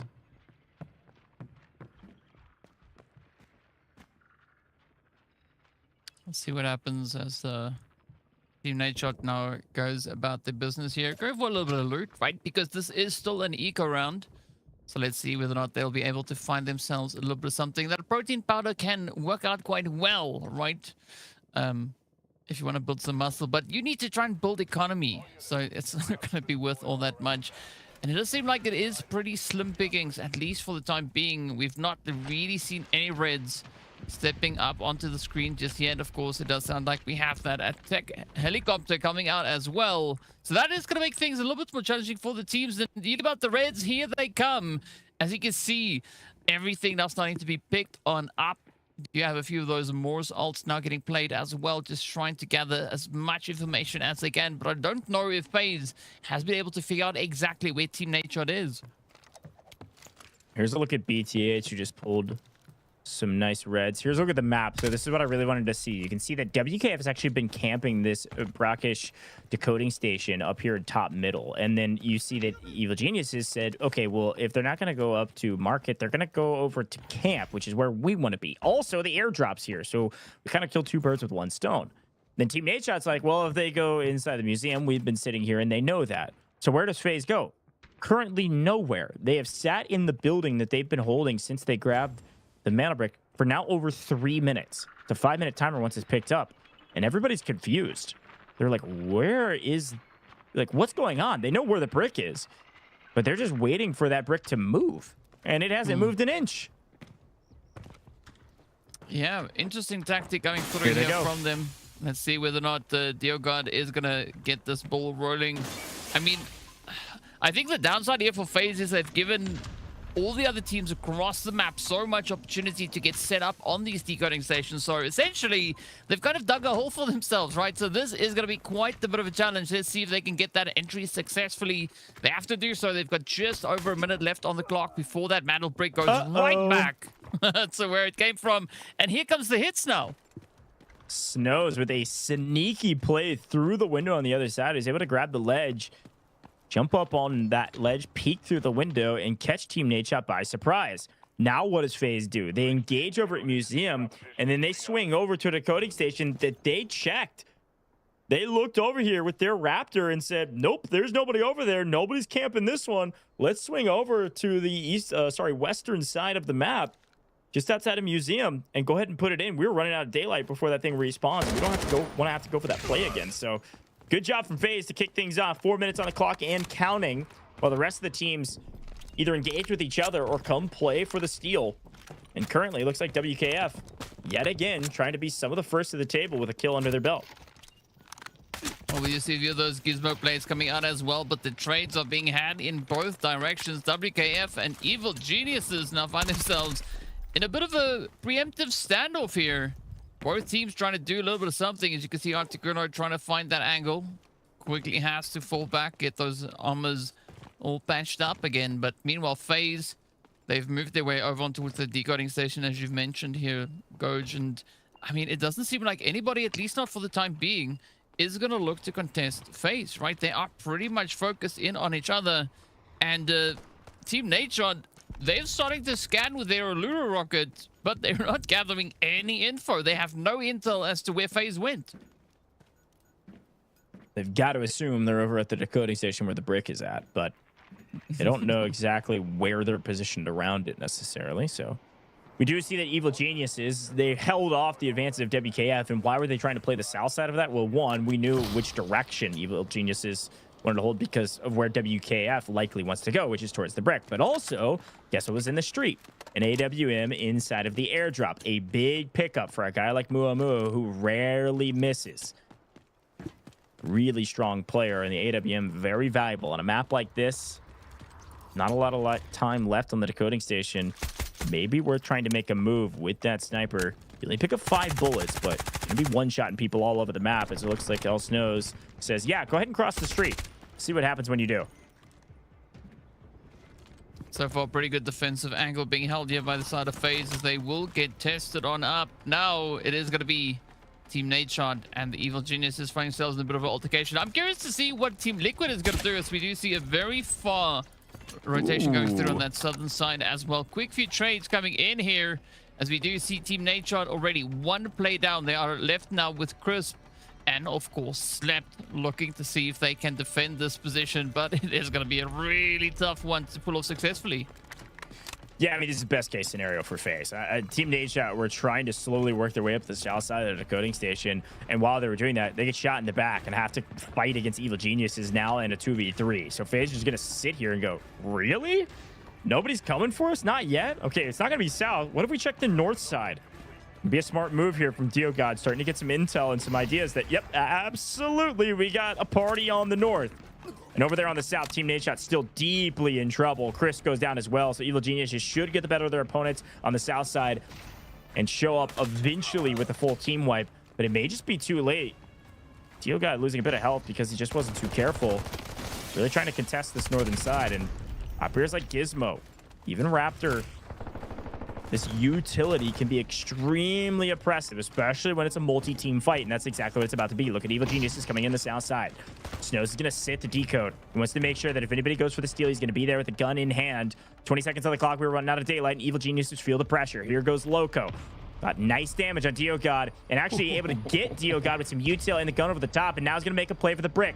He's got to know that there's people here. They got to barrel stuff their opponents. Remember, you can wipe the team. If Sudoku goes down here, the timer will pause. Evil Geniuses, they just steal it right under their noses. And down goes FaZe. Evil Geniuses, all 3 up. And the brick currently decoding for them. Very well done to strike FaZe when the iron was hot. I mean, absolutely, the big brain strategies coming through here from them. That is our first squad getting wiped on down. Now it's up to the rest of the lobby to see who's going to be the one to walk away with that decoding successfully secured, as we do see Evil Genius is now looking to lock it in. WKF not too far away from it either, so there could be quite a bit of that chain fighting starting to happen very, very soon. Meanwhile, Team Liquid, they're just making sure that they can clean up Team Nadeshot, and we did see that last week, right? Team Nadeshot, Team Liquid finding each other in engagements time and time again, and it seems like this week it is going to continue between those 2 squads. But WKF, though, the team to watch here, as they got a big W in round number 1. Can they secure that second W right here on game number 2 as well? Evil Geniuses currently decoding. WKF technically in the best position to make a move for the brick, but unfortunately they're getting sandwiched right now. So I'd say it was the best position in terms of just proximity, but an awful position to be in, trapped between 2 really strong teams. For WKF to get out of this one, they need some help. What's the help going to be? Well, it's going to be a push from the southern side to get Evil Geniuses off their back. Here comes Team Liquid, Mindo, Boy, Hodsik. Swinging up the south side, completely uncontested right now with Team Nadeshot mostly out of the picture. Just slept as a solo, trying to stay alive. Team Liquid now in a prime position to cause some havoc for Evil Geniuses. Well, so far, so good. I like where the havoc is going to be going, but meanwhile, it's still WKF trying to lock it down here. Ooh, BTH quickly being put on a back foot. Absolute pinpoint accuracy, but now all the recon being used destructively as it is going to be sending its way straight over towards BTH. I like the play. Scrap getting hit off the head, finding the first player, but now can he follow through and get that full wipeout? And again, this fight is great news for Evil Geniuses. It's keeping the North completely contested. They're all fighting each other so that they only have to shift their focus over here to Team Liquid. Team Liquid not able to make a move right now. There's Muamuo and everybody else on this roster looking this direction. Of course, checking the North, but they hear the shots going down. They know that there's a big fight happening. We've got to fight around the decoding station. And right now, WKF are just hunting BTH. After picking up 2, you'd think they just got to turn and come back and play for the brick, and that's exactly what they're doing. Here comes WKF. Took a little too long, and Team Liquid waited on their opponents to help them out. They don't know exactly where they are, but with the timer going low, they've got to assume somebody's pushing from the north, and they would assume correctly. Well, now it's all going to be down to how they can hold down this position here. I mean, this is a pretty tough position to be in, right? We got BTH, we got WKF, we got Evil Geniuses, and Team Liquid as Mendo and Gonel starts to flow on forward. They do find the first few trades, the first few openers, and this is EG in trouble. Whoa. That's 2 down. The 3rd down below. Loco in trouble. Reminder, this timer stops if Loco dies. He's got to stay alive. That's the only thing he cares about. 8 seconds on the clock. And 5. Can they get him? Yes, they get him. The timer pauses, but Hodsik was there for the steal regardless. Team Liquid wipe Evil Geniuses and have a redemption arc here in Game 2 as one of our last teams alive and in control of the brick. They should get their res as well. BTH do pick up their reses, and WKF continue to lick their wounds closest to the brick, but yet to actually get their hands on it. Well, that's not going to stop anytime soon here, as we still have quite a few teams looking to contest that decode. Team Liquid, they have possession for now. The clock is ticking, though.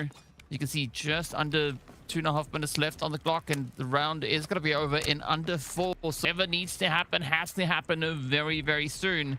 You can see Hodsik also just scanning the area, making sure that there's no surprises coming through, is able to ping a few of the players. So that tells Team Liquid exactly what they need to know moving forward and doubling down the defensive.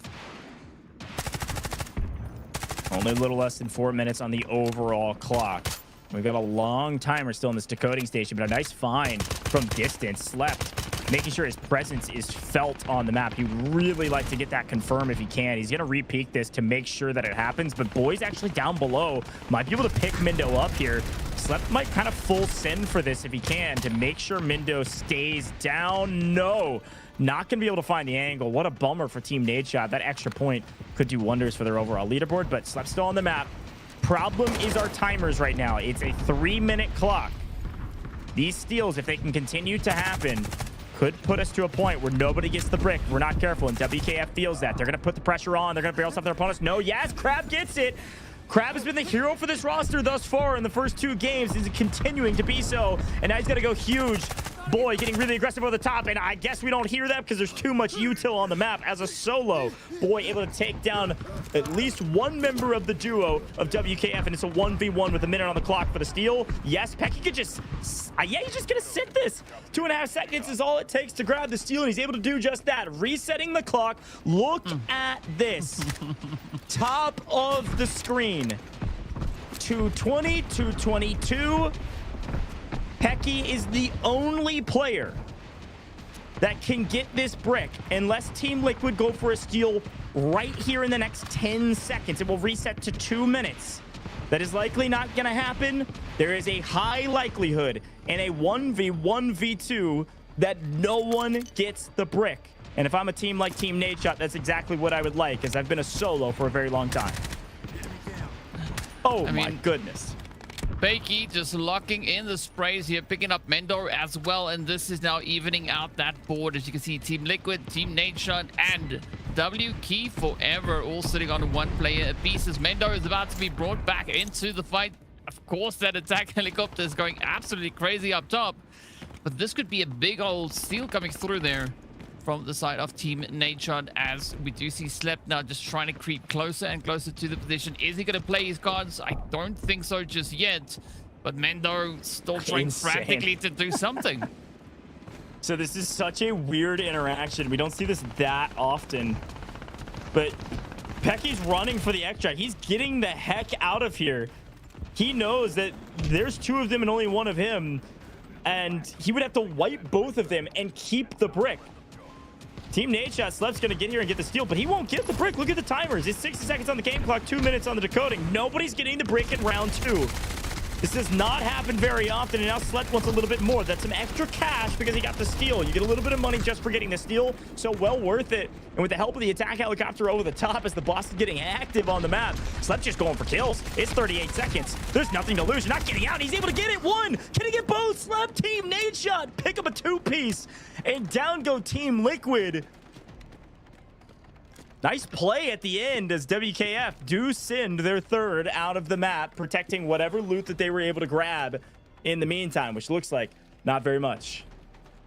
Yeah, I mean, insane strategy coming through here from Team Nadeshot. Turns out that surprise definitely was gonna happen, and now it's all down to how much Slipped can get into his bag before that clock runs out. He's literally chasing the Sandman here, but unfortunately that is going to be all she wrote as round comes to an end. Slept is going to be the one to survive it all, but now it comes down to how much loot everybody was able to back on up here and actually get into those 3x3s, as well as the aggression. There was a whole lot of it coming through right here at the end.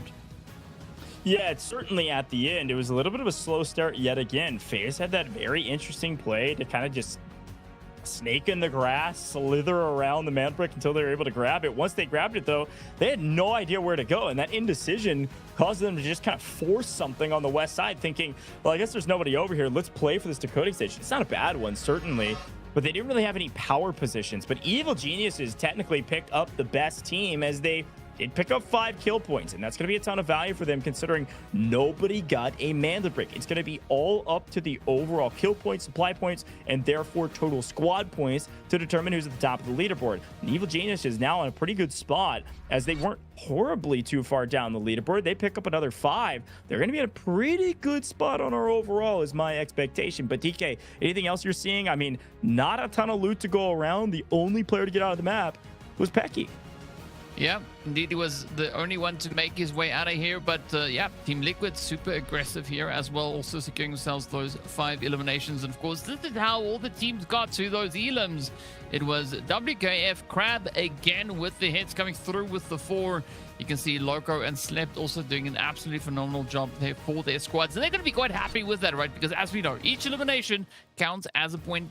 So it will definitely help when it comes down to those tiebreakers. And of course, no surprise to see Mendo, Mumu, and Crab sitting right here where they are with regards to the damage. They've been absolutely relentless. So many chain fights breaking out around that mantle brick, looking to see who can steal it. But of course, Hardsick, Mendo, and Peiki also bring in quite a bit of a contribution here for their respective teams, right? Team Liquid just doing so much here, but it is going to come down to those asset owners, as you mentioned it, right? Peiki being the only one that was able to extract, the only player to get some of that very valuable loot out of here, seeing that it was still an eco round. Yeah, it was an eager, and I guess in the sense that you want to get your money up, I think kills would do better for you, though. I question the decision to not just play for the 1v2. Like, what did you have to lose? What did you have on you that you needed to get out of the lobby? It didn't look like a lot. It was like $500,000, but Crab was our MVP, picking up 4 kills for WKF yet again. This is the team that dominated in the first round, so to see them dominate again, just in terms of raw kills on the map, at the behest of this man right here, they're going to likely stay at the top of the leaderboard with everybody else slowly trying to catch them, and with nobody getting a brick, it's a solid play. But I go back to that moment. Pecky puts the brick in the decoding station. There's literally a 2-second difference between the game clock and that decoding station timer for the mana brick. why not just play 1v2? I mean, you wait a second. You wait when you die, you know it's going to reset to 2 minutes. And so you wait until after the 2-minute timer, because if you die, then okay, no worries. Nobody gets the brick. But why not just play for the kills? You protected 500K. If you just got one of those kills, that's 800K and a kill point. Man, I'm questioning everything. I want to get into the minds of these players, but there's so much more to learn as well. Folks, we're going to head to a very short break. When we come back, it's going to be game number 3. This is truly an eco round. We're going to Tide Prison. It's going to get sneaky.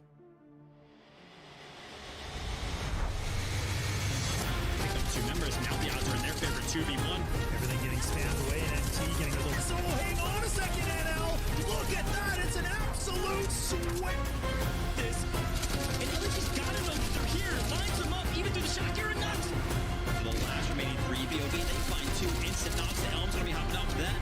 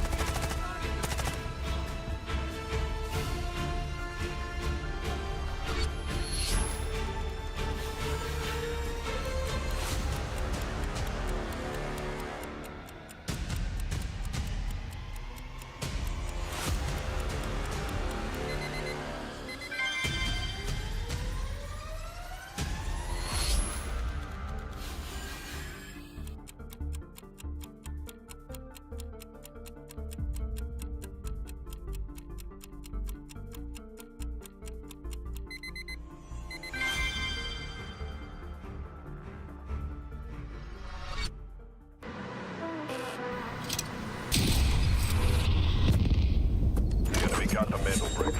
Find it. Stop them. Mandel bricks decoded. Nice work, operator. The time to strike is now. Do not let me down, operator.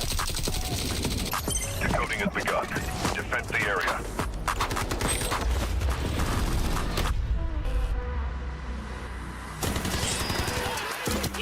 Is about to take the first hit to brick up the tournament. And they're going to do it. What goes around, comes around. Oh, I'm not going to do very much, though. You get barrel stuff. Skydie is getting aggressive. See what I did there? You ain't seen nothing yet. Let's knock them off their feet. There we go. Much damage, and there it is.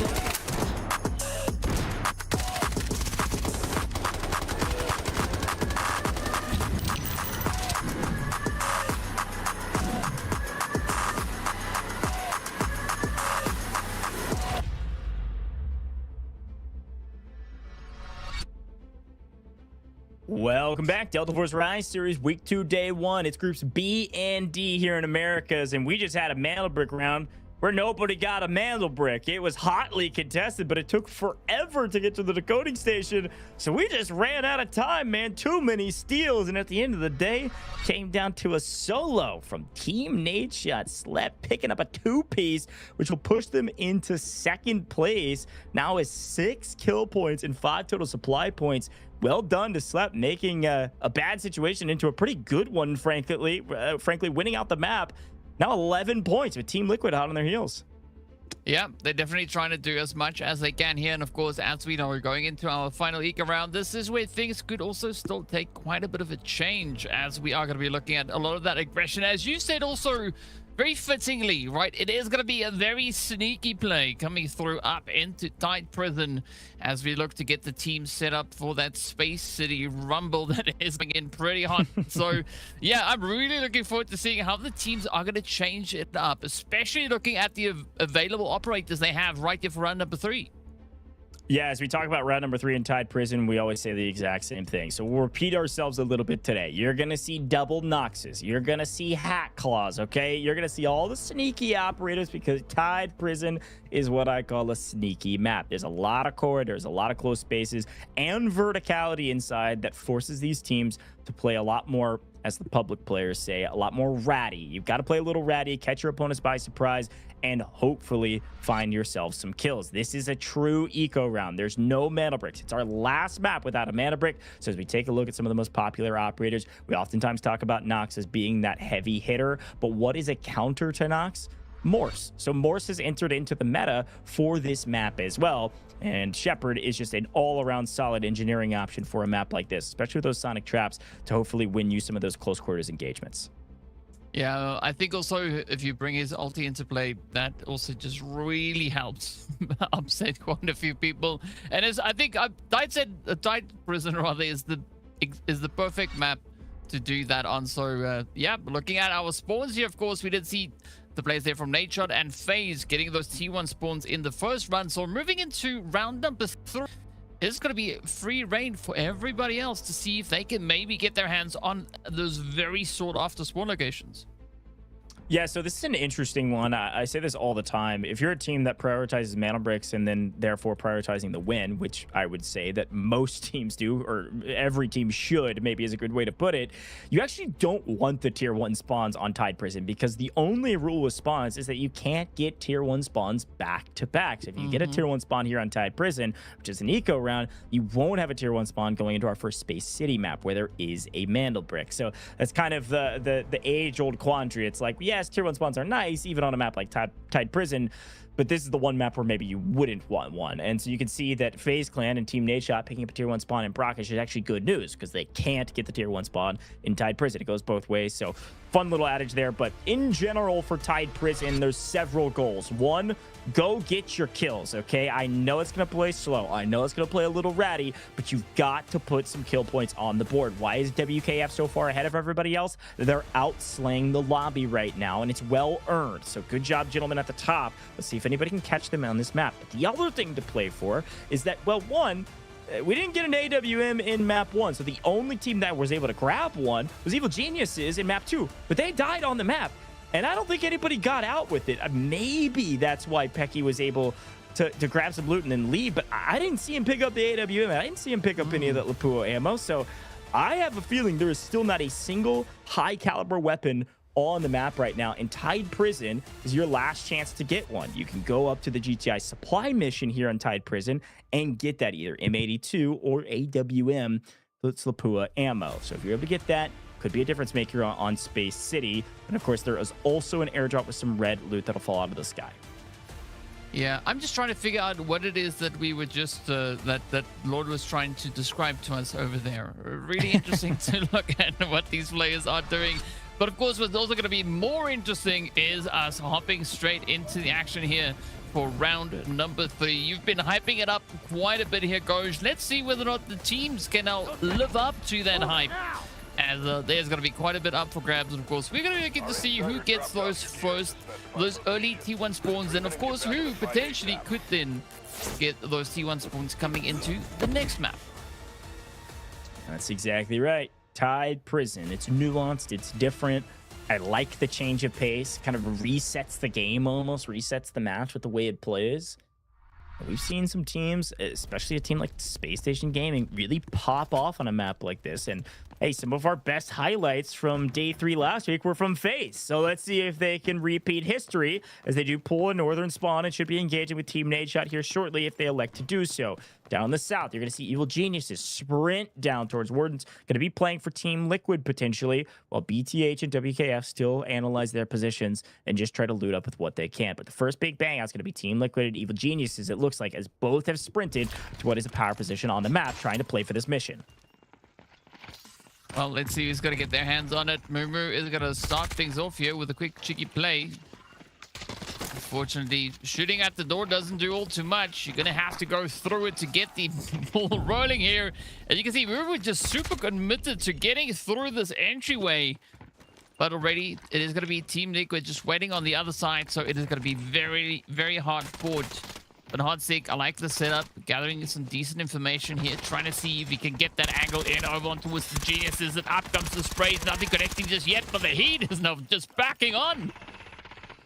A big engagement early. This is one of the fastest breakouts we've seen in Tide Prison. Evil Genius is deeply in trouble, but they're able to trade it back and forth. Loco's going huge from the backside. In a 1v2, turn to a 1v1 with player advantage, with health advantage. Just sticks it in, almost scams mantling over the desk, but gets the win. Evil Geniuses and Loco on the back line as Nox able to get the win over Team Liquid. What a start to Tide Prison. My goodness. Didn't even get a chance to talk about the operators because we had a big fight in our hands. But DK, as much as I like to hype up Hacklaw, we don't see a single Hacklaw on this map, which means I'm just a little bit behind on the meta. We saw the metas on screen. Shepard, you're seeing that often. See Morris quite a bit. Double Nox at the top for BTH. I also see a Luna.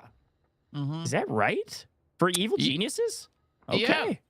Yeah. I think it ties in with their name, right? I mean, they're trying to test something out, I guess, coming into the Luna on a map as tight as this. It is going to be an interesting play, but yeah, I mean, Lord Joko can listen to a few songs now, a few of those records, as he can put them up and just enjoy the tunes that are going to be banging through over on that end.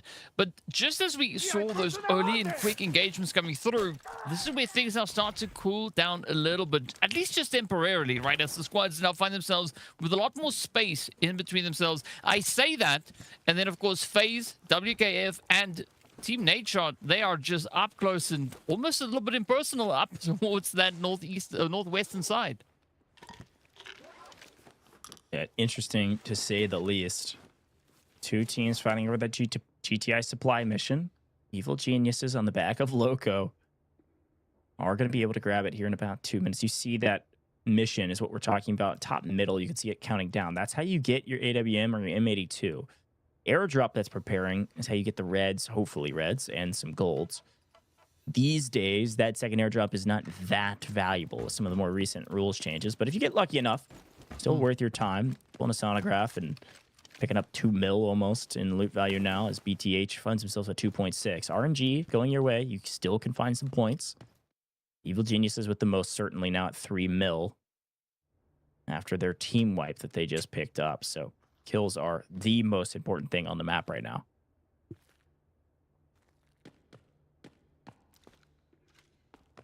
It's all about who is going to be the next one to get their hands a little bit of that action. I like the movements coming through from WKF.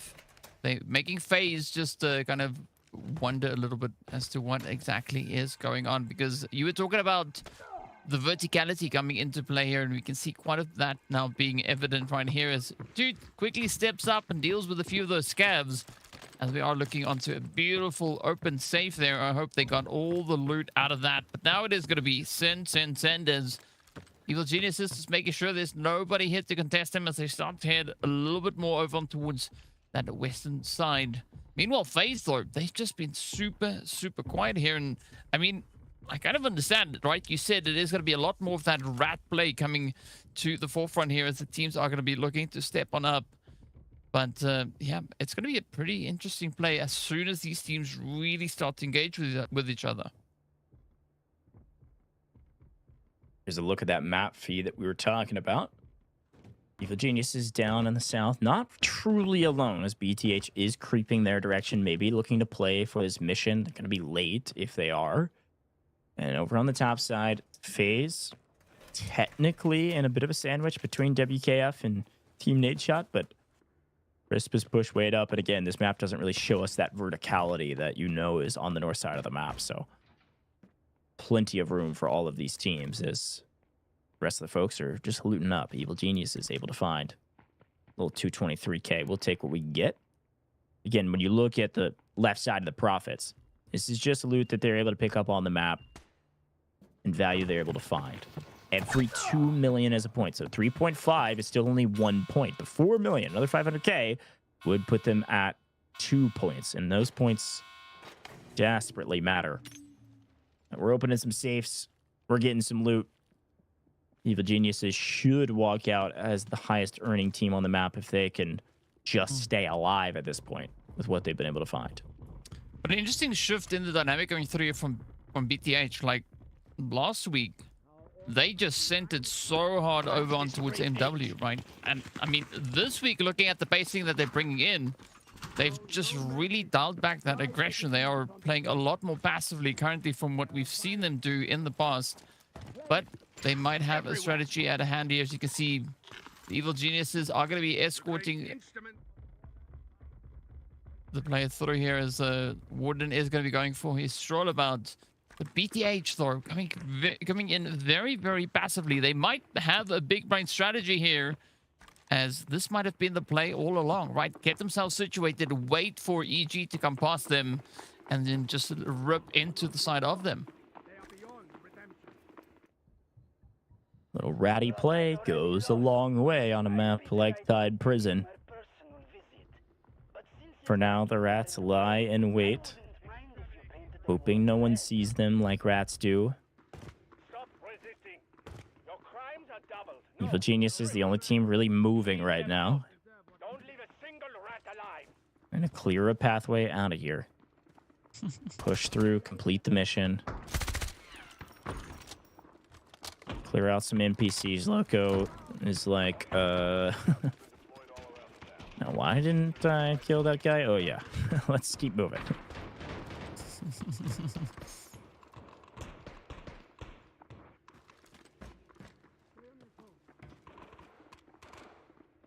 A lot of slow pacing coming through here. You can see Evil Geniuses, they know that there's a snake in the grass somewhere. They're trying to get those angles secured. They do find a bit of an indication over onto its dude. As Loco now gets ready for the full send here. All right, getting aggressive. Articuno can't see anything, but doesn't need to. Let's just throw bullets down range. It connects, gets one load. He's able to clean it up when he can see. Ka, yet again, running away for BTH. Left alone. He's not the only player on the team alive, but he is alone. This is bad news because Evil Geniuses are on their way. They've got blood in the water. They're not going to let their prey escape. Ka just hoping he can get a trade here until his teammate can meet up with him and potentially pinch this. Not sure if that'll happen or not, but they're going to certainly try. Articuno, barrel stuff down. See you later. Nice and easy. And their third, BTH, Lord Jakao, is out of here. He's like, I can't win a 1v3 against this team. Now what?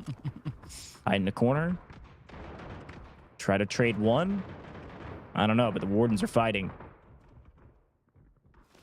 You can hear it off in the distance. As Evil Geniuses, they do have a mission they need to do here shortly, but they want to make sure they don't get shot doing it.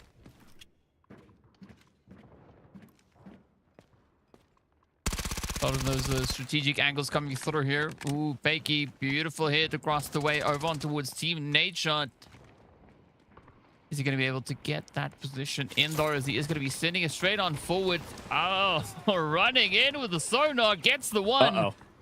Gets the pickup as well. It is going to be the Fishes now having a bit of a swim down below, and this is now up to WKF, just coming in with such an aggressive performance here today. Again, just doubling down, as they do find themselves quite a few opportunities, but unfortunately not going to be able to clean it up here with Team Nadeshot though.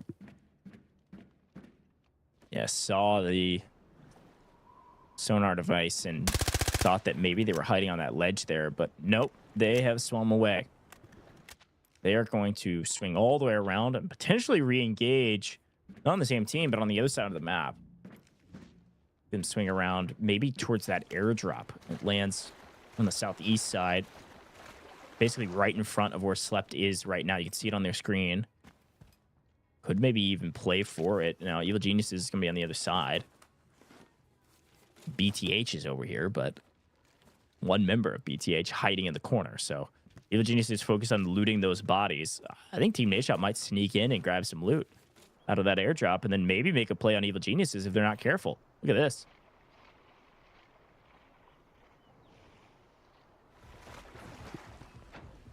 Very interesting to see just how the teams are looking to approach everything here. Of course, it is going to be Team Nadeshot going straight up for a little bit of that push here. We do see WKF also getting their hands on a little bit of that coffee. The Reds now starting to find their way onto the screen here as, well, the team's frantically moving up. We do see Loco just playing with that ult, making sure that he goes unnoticed, at least for the time being. But Lord Jogo is going to be stepping on through, running straight up into a little bit of that sonic paralysis that makes things a little bit more challenging. Not too easy to play at, but I mean, still Team Nadeshot not really moving up all too much, right? Slep very removed from where Smile currently is, so they're going to have to be very tactful with how they look to play through this one. Meanwhile, it is going to be the side of the Evil Geniuses, scanning the building, making sure that there is a good safe entry point, but they might look to change their mind here. Yeah, this is interesting. They allowed Lord Jocko to get all the way back in and go for a res. He actually gets it. So BTH can be back to a duo. Now, they looted him pretty hard, I think, already. So I don't know what Kaw's going to be able to do for BTH. Hopefully can find something or can drop him something, but they are back as a duo. And also, Team Nadeshot, they picked up that airdrop. I don't think they pulled a single red out of it. I don't know. The RNG they're getting right now in these airdrops is brutal. I didn't see anything pop up while they were looting it, and we were paying attention to the potential fight here with Evil Geniuses. So, not sure they found a ton of value. Yeah, they're not even at 1 million right now. So, really unlucky there. They got to the airdrop, kind of snuck it, and didn't really get paid too much for it. Mission is still on the map. Needs to be completed by Evil Geniuses, but WKF now joined a fight on the southern side, and I'm not sure Evil Geniuses know that they're there. Maybe they've got at least some intel. Articuno's moving pretty quick. If he overpeaks this, he could be cut down here. WKF, yep, Rats in the corner. They get one. They're not even getting the trade, though. One goes down on both sides. Seabot's in trouble. Yes, one. Loco is solo again. Loco gonna have to be a hero. He's been a hero many a time, but both of his teammates pushed to yellow, one of which who's already been there. Evil Genius is in deep trouble. I told you the Rats were in. And WKF doing a great job to execute on that game plan. Well-placed Viral to make sure that Loco can't come in and contest this res. He's going to back way off and play as a solo. Brutal for Evil Geniuses. No way. Not a... Oh, what? How? How does Loco win that? A mistake? Perfection? I don't know which way you want to call it, but Loco's alive. Okay, I'll take the perfection play coming through from Loco. That was an absolutely insane position, almost running himself into a world of pain, but instead is going to be the one causing all of that. Absolutely beautiful comeback. It just shows you how powerful Nox is on a map like this, right? When you're up close, personal, and you need to get the heck out of dodge at a drop of a hat. Now, it is going to be Ka, though, that is going to be sneaking through the prison, looking for a few angles. He might find himself a little bit of that Loco, but in the meantime, his teammate is going to be running lower and lower on that timer. So if he is looking to bring the team back up to 2, he has to shift his focus and try and pull that one off. Meanwhile, Loco is just going to be creeping closer and closer. So Loco could go for a big old cleanup here. Go for a cleanup the third time. Oh my goodness. I would say somebody get this man a contract, but he's already got one with Evil Geniuses. My goodness, what a pickup for this roster. Loco is going nuclear. 6 kills. Winning 1v1s, winning positions he has no business winning. And he's got more to put out onto the table here. Lay out all your cards, Loco. What else do you have in your bag, my friend? We only have 3 minutes on the clock. We need some more. Ooh. All right. Things about to get interesting yet again as WKF. No way. And Loco are here side by side. We do see the players there from Team Nadeshot now looking to move in as well. And this is where Loco is going to try and stay absolutely invisible. It's going to be a pretty tall order. Not an easy one to accomplish at this point.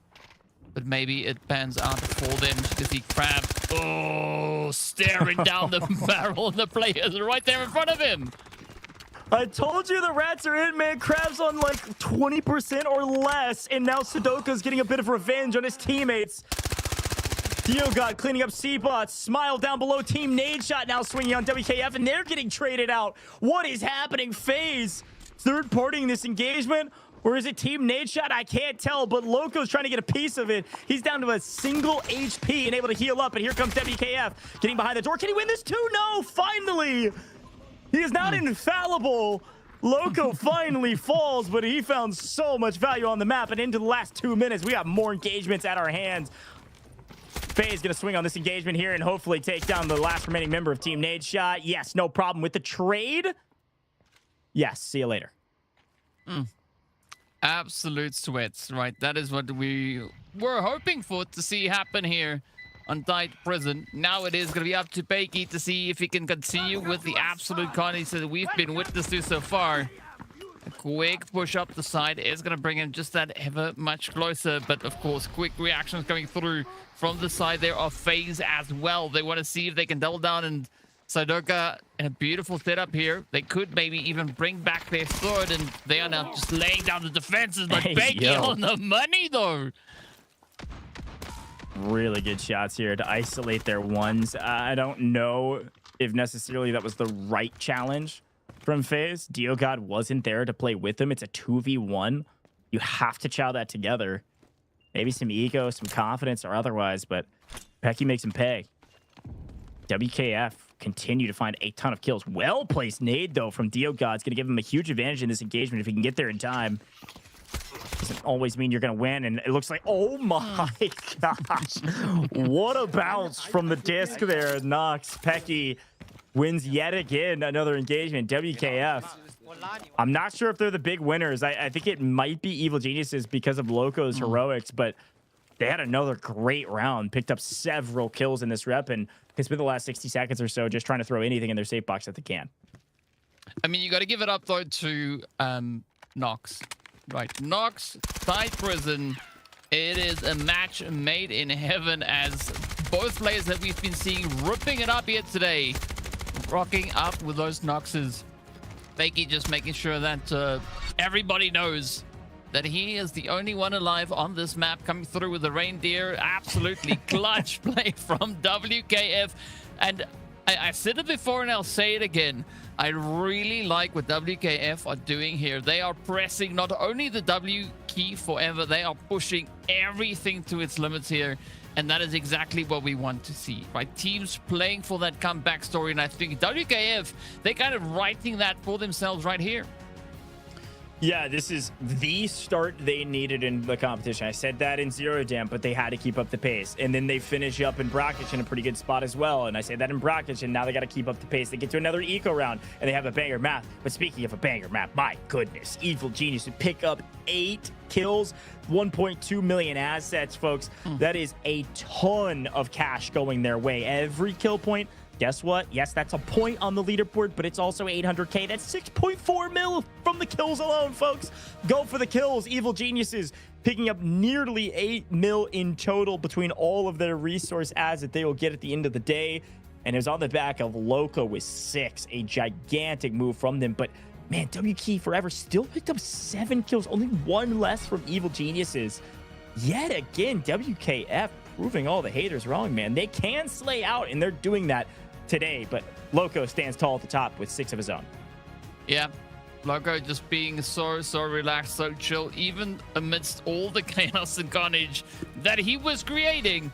He was able to wipe the equivalent of 2 other squads as a solo. Absolute insanity, but of course, no surprise to see that damage being there for Loco and for Peiki, both just absolutely cramming everything that they could find, and a very satisfying Tide Prison coming through here. But of course, our big assist coming through here from the rest of the Evil Geniuses team. As you can see, Articuno, Mumu making sure that Loco can just, well, stay true to his name, right? Go absolutely crazy in this round and just lock it all in. Very strong contributions across the board. But the top assets owners is going to be BTH, Lodge, Jaco, though, coming through with 1.2 mil in the box.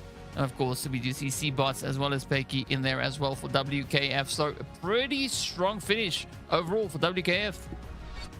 Yeah, again, I continue to tip my hat to him, but this man right here put on a show for us, and he put on a show for us last week as well. Loco is one of the top players in the game. He's able to slay out against the best of the best, and he's continuing to prove why he got picked up by this roster. This is a strong team that is still looking for a breakout map, and this was the beginning of potentially their breakout in this match. So this next Mana Brick round, I think, DK, is really going to dictate a lot, because it'll be the first time we see a team with a Mana Brick hopefully going into round number 4. A fun start, folks, and as a quick reminder, you can drop a follow on all major socials here with Delta Force. The Delta Force Rise series is well underway at this point. We got several more weeks to go, so drop a follow on all major socials with our main channels and also our esports channels. There's a lot of info out there about everything you need to know about that Rise series. And those Twitch panels down below, they can take you straight to the Delta Force Rise series website, so you can learn more about this incredible pro league. Folks, we're going to head to a very short break. When we come back, Space City, and hopefully our first Mantle Brick going to be joining us on the leaderboard, so you're not going to want to miss it.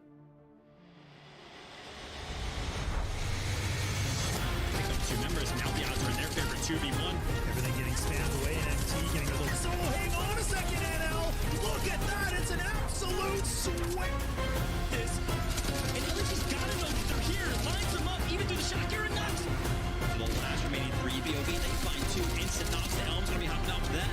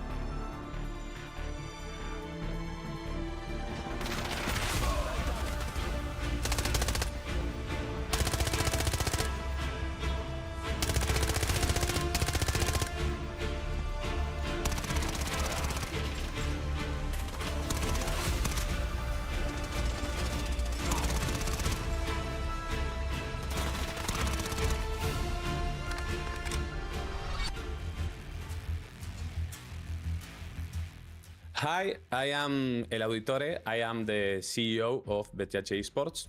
Delta Force was not part of our plans on BTH eSports, but everything changed when the players gave us the great honor to representing them.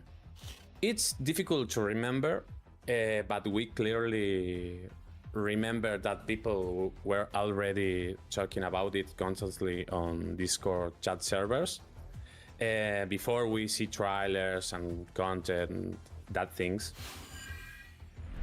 Okay, Nico, Caja in the game, is the closest person to the team, to the organization. He always part of BTH in the staff, now it's a player. Stalker, Joaquin, he is from Santiago de Chile, a difference of me and Nico. We are from Argentina. He told me that play in different tournaments. Finally, we have Tute. He says he's a player from the community who wants to try competitive play and see how far he could go. Jay started out just playing together over time, but a few months ago they became much closer and began participating in professional tournaments together. Once they mentioned that the team possessed clean communication and shared goals, which really stands out when they play. Their decision making is done as an unit, and they maintain steady communication and strategy on every single map. Across the years, I learned, working on BTH and other projects, you don't need to own the most expensive computer equipment or wear a famous jersey to qualify for a major tournament. Those materials benefits will come naturally as a result of hard work.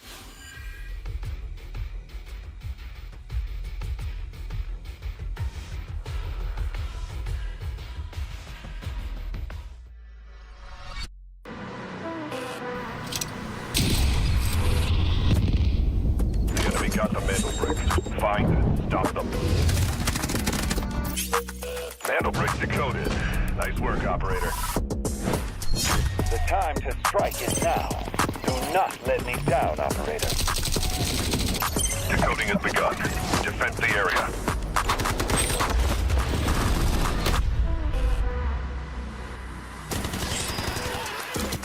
It's a brink of the tournament, and they're going to do it! What goes around, comes around.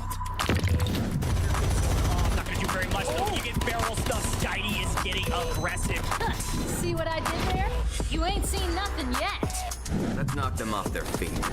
There we go. And there it is.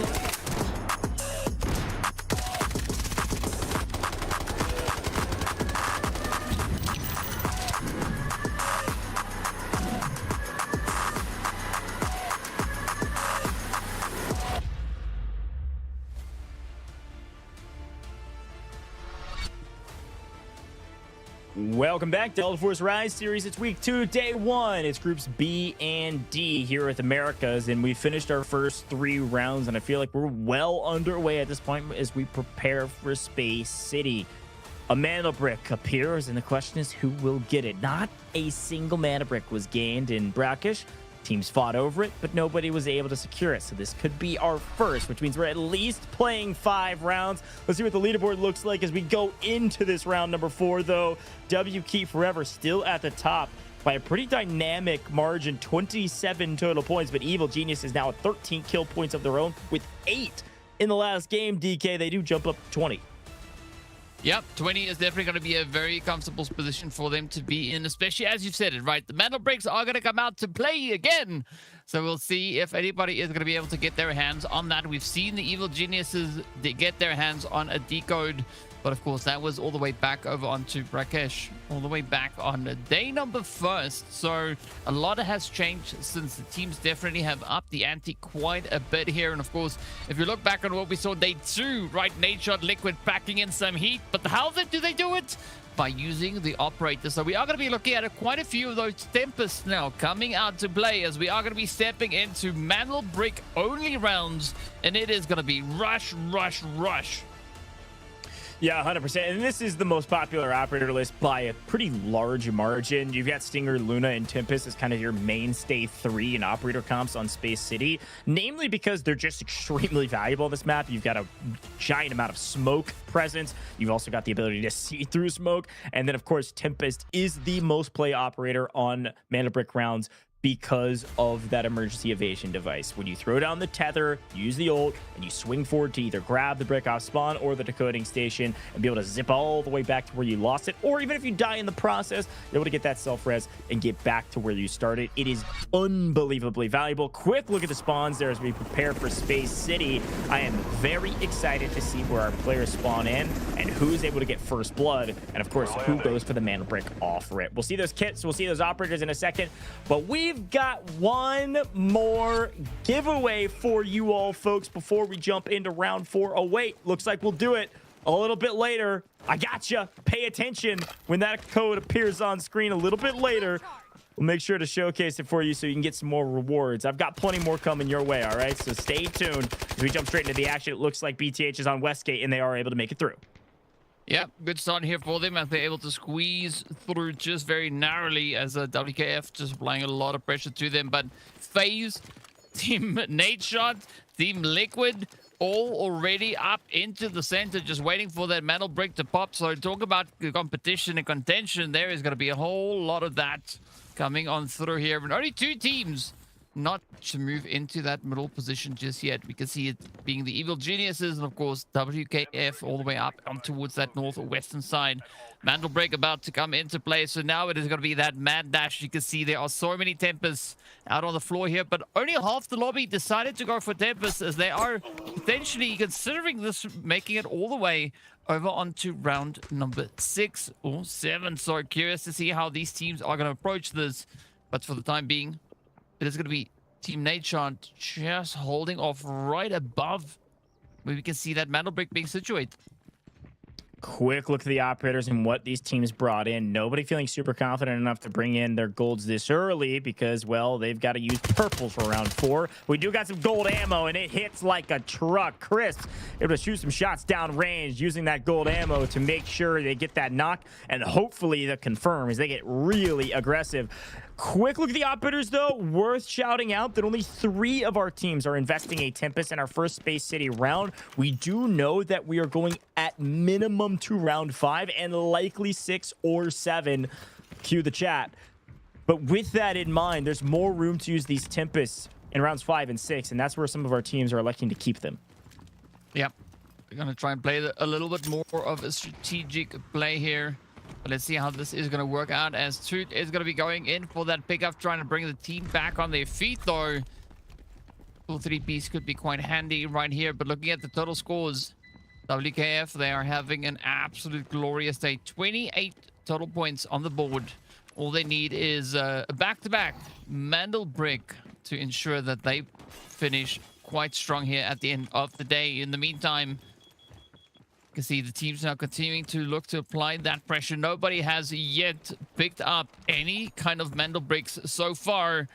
And it's still anybody's play at this point, right? Of course, the last time we seen a lot of these teams out here, e.g., they were the first team to get their hand on that Mandel Brick. So curious to see if that is going to be the same approach that they might be opting to play for here, as we do see them very far up towards that northern side. And of course, looking at the other teams that we had to play here, none of them really got their hands on that first brick. So there is going to be a big opening here for either of our squads already situated around it to apply that pressure, to move in and to snag that one up. It's a waiting game at this point. Team Nadeshot in the best position by a mile to get the brick off spawn. But they're not rushing things. They do have a power position, so they'd like to see if anybody else would play for the brick that they can potentially cut down and therefore get some points. You have to use these power positions where you can. FaZe, the only team with a player down. That's going to be Snows, who was looking down at the decoding, or sorry, at the spawn for the brick. And with that, Snows down, not going to likely be rezzed. FaZe is at a pretty severe disadvantage. Many of our players have a pretty good idea of where their opponents are at. See Pecky here waiting as he sees the barrel just peek, hoping this player will peek the corner as well. Does not look like Ka's going to be doing that anytime soon. So waiting, game continues. And this reminds me of game 2. This reminds me of a slow-paced play, as finally Pecking getting aggressive here. Could have potentially had 2 if he was able to swing up in time, but he was not. 1 down inside of BTH. An aggressive stance for WKF. That's what they've been doing. W key forever. Finally living up to the namesake. Today, certainly living up to the namesake as they continue to hunt down BTH and get indoors. Again, that's the exact kind of pacing that we need to see here from them, and I like the showing of aggression coming through with the first confirmation, as Guy is going to be picked on up. But where can they take this to next? A quick pullback there coming through from Bakey, just making sure that they don't overextend their welcome. Meanwhile, Team Nadeshot trying to pick it up, but they are playing a very spread out position here. As you can see, Crisp, Slip, quite close to each other, but we still need to see Sleep, or rather Smile, kind of creep up and join the rest of his team to just try and fortify the overall position they're looking to play out here. Meanwhile, WKF still just out of here at the buoyancy lab, looking for angles, but a quick look back at that peak. Boom, No out way. it goes. You said Bakey was waiting for somebody to come around that corner.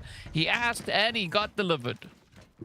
That is hilarious. He was so patient that we ran out of patience on main screen just to watch him hold that peak, but he finally got paid for it.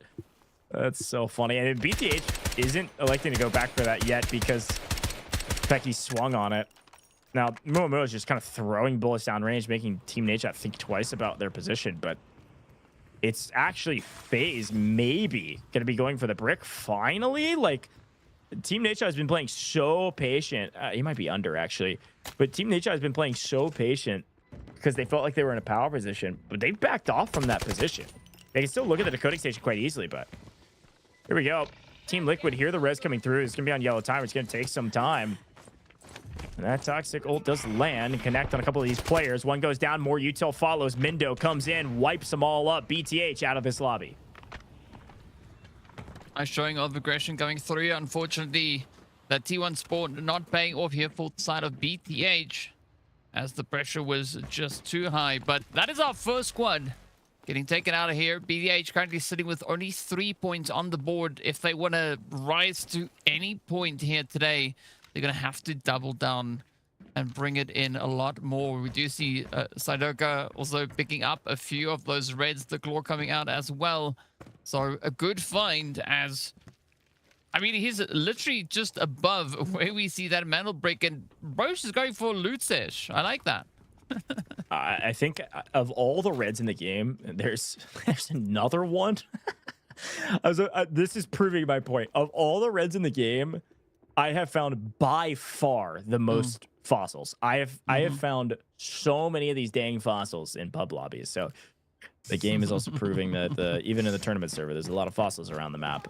That's 2 for the same team. That's ridiculous. But here comes the evil genius. They have elected to move up and get engaged around this mana brick. They're like, my goodness, nobody's grabbed it yet. What's going on over here? Can we just walk up and steal it?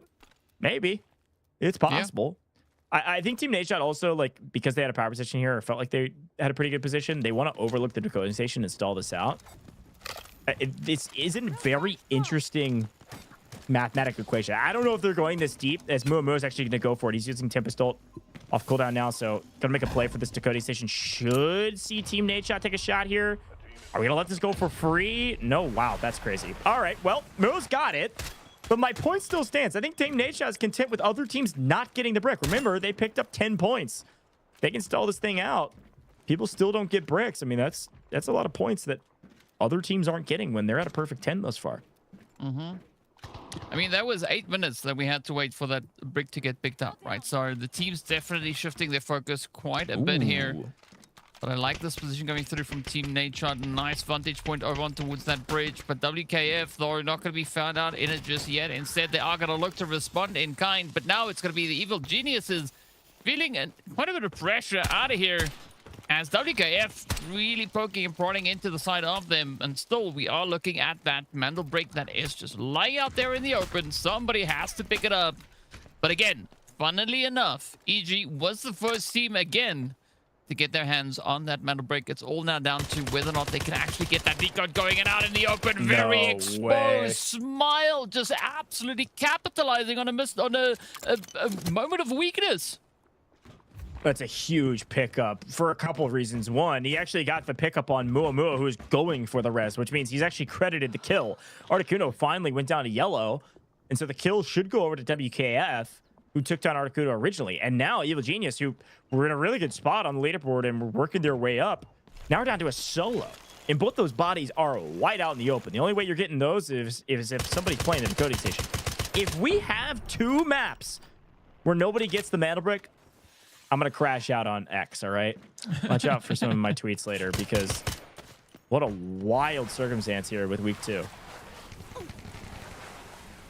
Yeah, this is not the kind of approach that we were expecting to see from any of our teams here, as we get a nice cinematic shot there of that mantle break, just waiting for anybody to step up and lay claim to it.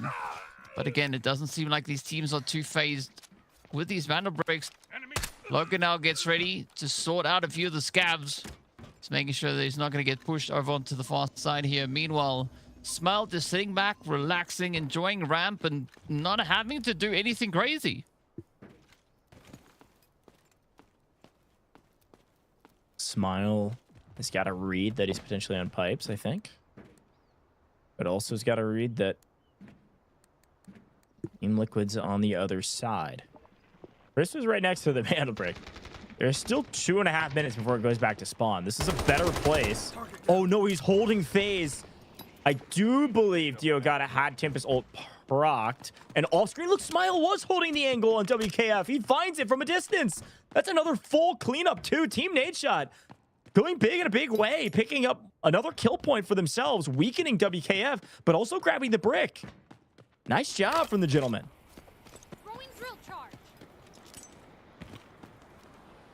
Well, now it's all down to see what the teams are going to be looking to do here. It does seem like they are going into Black Chamber to get this decode started. Nice little bit of an interior setup here. But it's all going to be down to how the teams now look to respond in kind. And there's not a lot of time on the clock. As you can see, there's essentially just a little bit over 2 minutes difference between that decoding time and, of course, the overall round time. So whatever the teams are looking to do, yeah, they're going to have to be really quick about it. If not, this could be another free decode coming through here for Team Nadeshot. We've seen this come for them once. Might it happen again? I don't hope so, but we'll see. I highly doubt it, especially because this was planted so late. There's really only one thing you can do on the map. Like, you're not extracting right now. He's picking up a couple more reds, but like, the only thing you care about is kills and the mana brick. To get either of those, you should go towards the mana brick. It's pretty simple stuff here, folks.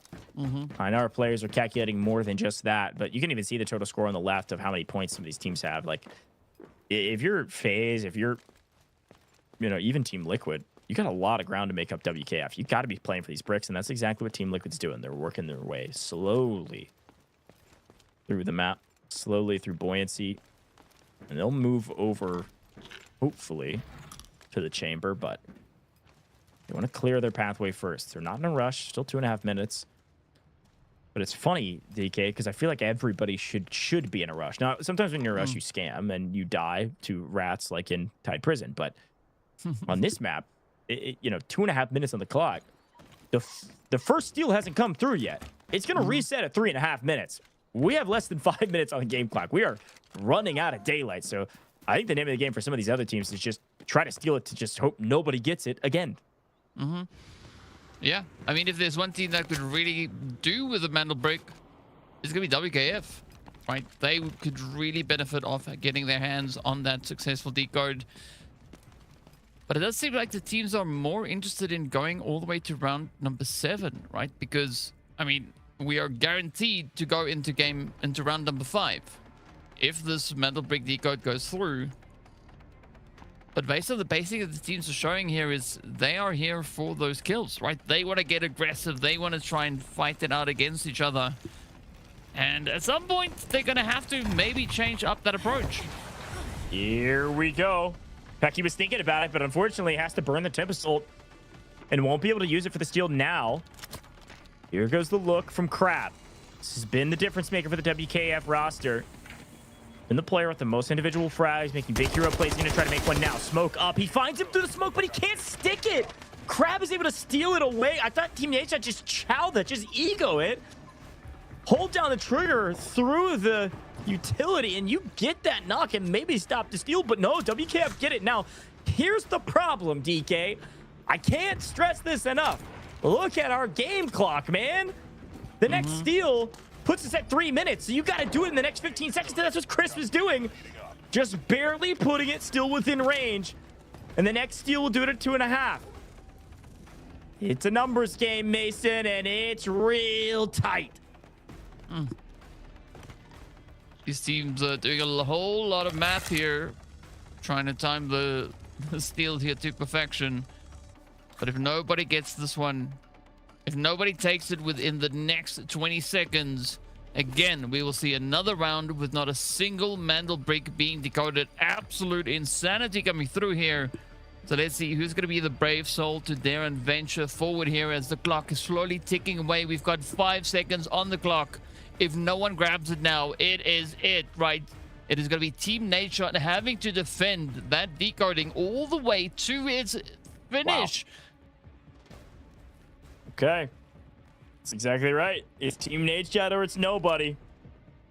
If you're evil geniuses, maybe you come over here and get a steal just to prevent somebody getting the brick. There's Loco. He's within range. He's going to move this way eventually. Team Nadeshot now know that their win condition relies on not a single person even starting that steal. If somebody gets onto that steal and resets it, even if they can immediately retake it, even if they can immediately kill them, it's too late. Nobody gets the brick. They have to stick to this decoding station, and if a smoke goes up, they better run straight through, close their eyes, and hold down the trigger, because a single steal prevents all of this progress. Nice pickup there on Pecky, yet again burning the Tempest ult. Stuffed at the line. Team Nadeshot still holding it. Mindo and the crew are starting to make a move from the top ropes.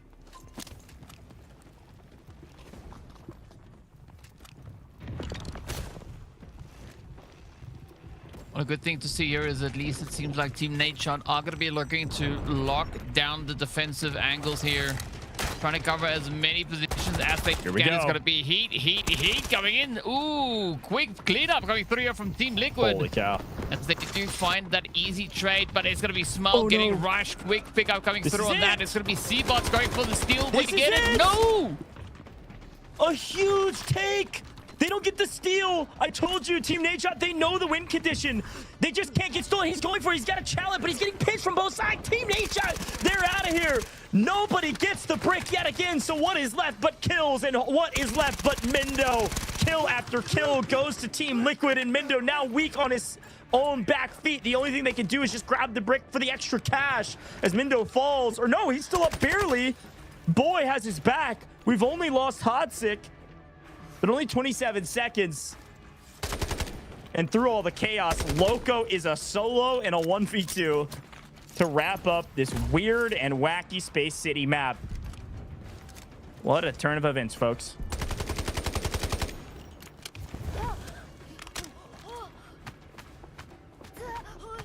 Team's definitely giving us one of those hold my popcorn and look at this move days here today, as so much is just happening all across the board. The team's definitely throwing everything that we've seen so far in all the previous days of play out the window, right? Definitely coming through with a whole different change to the angles here. And of course, Team Liquid, as we saw, trying everything they could to make as much as possible happen out here. But I think the team that is probably the most kind of just walking around and kicking their heels is going to be Team Nadeshot, right? They came so close to holding on to that Mandel Brick decode, but unfortunately just so much pressure had developed around that position, and unfortunately from what we saw, they did lose out on that. But it is going to be Team Liquid though that is going to be walking away smiling here with 7 kill points to their name, a decent chunk of assets as well, but the damage also just raking in 1200, almost getting up to 1300 damage. Yeah, doing a good job. For that amount of kills, it's actually a fairly low amount of damage just because they picked up so many kills on weak players at the end there. So a great shout out to Team Liquid, bringing in a ton of value on a map where nobody else was really able to find much. It only came down to kills because nobody got a mana brick. So Mendo picks up 6. I told you he was going crazy. 6 kills from Mendo is a huge boon for the roster. But yet again, you find Pecky up there near the top at 3 himself. Evil Genius's Loco finds 3 of his own. So it's going to be WKF still probably at the top of the leaderboard because nobody has a brick, but Team Liquid slowly chipping away at that early buffer that WKF put. 900 from Mendo really tells the story of how much this guy was entry fragger and just stayed on his feet the entire time. Yeah, Mendo doing a lot of work for his squad, but so has Boy, right? Boy definitely contributing alongside the rest of the team here. As you can see, Heartstick also going through with those assists. So Team Liquid, a very shared approach, right, that they brought out onto this round, looking to kind of just double down on everything that they could find here. And of course, we do see quite a few of those assets being earned here as well. Sudoka picking up 2.1 mil with Mr. Diogard coming through on 811k. Is quite a bit of a fall off, but you know, it's kind of to be expected. But it's going to be none other than Mendo to take our MVP award with those 6 kill points, 900 damage exactly, 1,100k assets exactly, and of course only that 1 assist being brought through as well. So a very strong play from the side there of Team Liquid. Yeah, and I do want to bring up a small point here. Reminder that every kill that these players get is $50 for their name. So Mendo's racking it up right now. Folks, you got to drop a follow on all major socials. We got all the social medias out there with Delta Force. Go check them out. They got a lot of cool updates about the game. Yes, on the main channels, but also updates around the Rise series, schedules, rosters, all that good stuff. Stay in tune. Now, DK, before we head to the break, I do have to remind chat that I said I was going to crash out on X because still we finished map 4 and nobody has a battle brick. What is happening with the Delta Force Rise series in week 2? It's getting more and more competitive, and in that competitive nature, these teams are striking each other down and no one can get a mana brick. It may come down to squad points here, DK. And the only thing I can think of while I'm crashing out is that some of the teams in Group A are shaking their fists in the sky and celebrating because these are points that teams are not getting. Every mana brick is a point in our group stage leaderboard as well, and they're competing against the other groups. This is good news if you're in Groups A or C, DK. Yeah, I mean, squad points count for today, right? Only for today. It is going to be where you finish on the leaderboard that is going to determine how many of those points you are going to be picking up. And see that we are getting mana bricks being denied. I don't see a team necessarily picking up 10 points today. Yeah, I don't know. I mean, we could see a team still double brick. We could see a closeout in 6. I think we're going to 7, folks. But before we get to 7, we got to play map 5. Going to map 5 next. It's going to be Space City. You're not going to want to miss it. Let's head back to a very short break. Two members, now the odds are in their favor, 2v1. Everything getting spammed away, and NT getting a little... So hang on a second, NL! Look at that! It's an absolute sweep! This... And Elli's got it, though. They're here. Lines them up, even through the shot. You're nuts! For the last remaining 3 BOV, they find 2 instant knocks. The Elm's gonna be hopping out for that.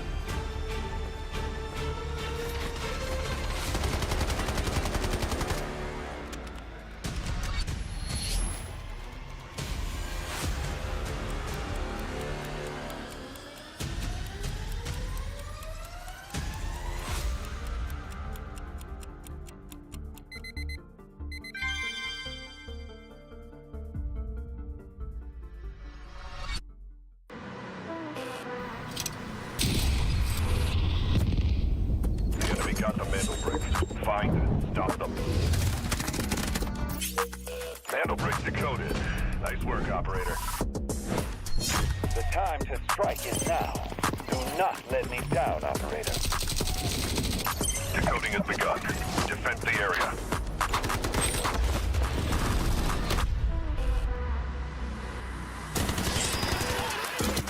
Is about to take the first brick of the tournament. And they're going to do it. What goes around comes around. Not going to do very much, though. You get barrel stuff. Skydie is getting aggressive. See what I did there? You ain't seen nothing yet. Let's knock them off their feet. So much damage, and there it is.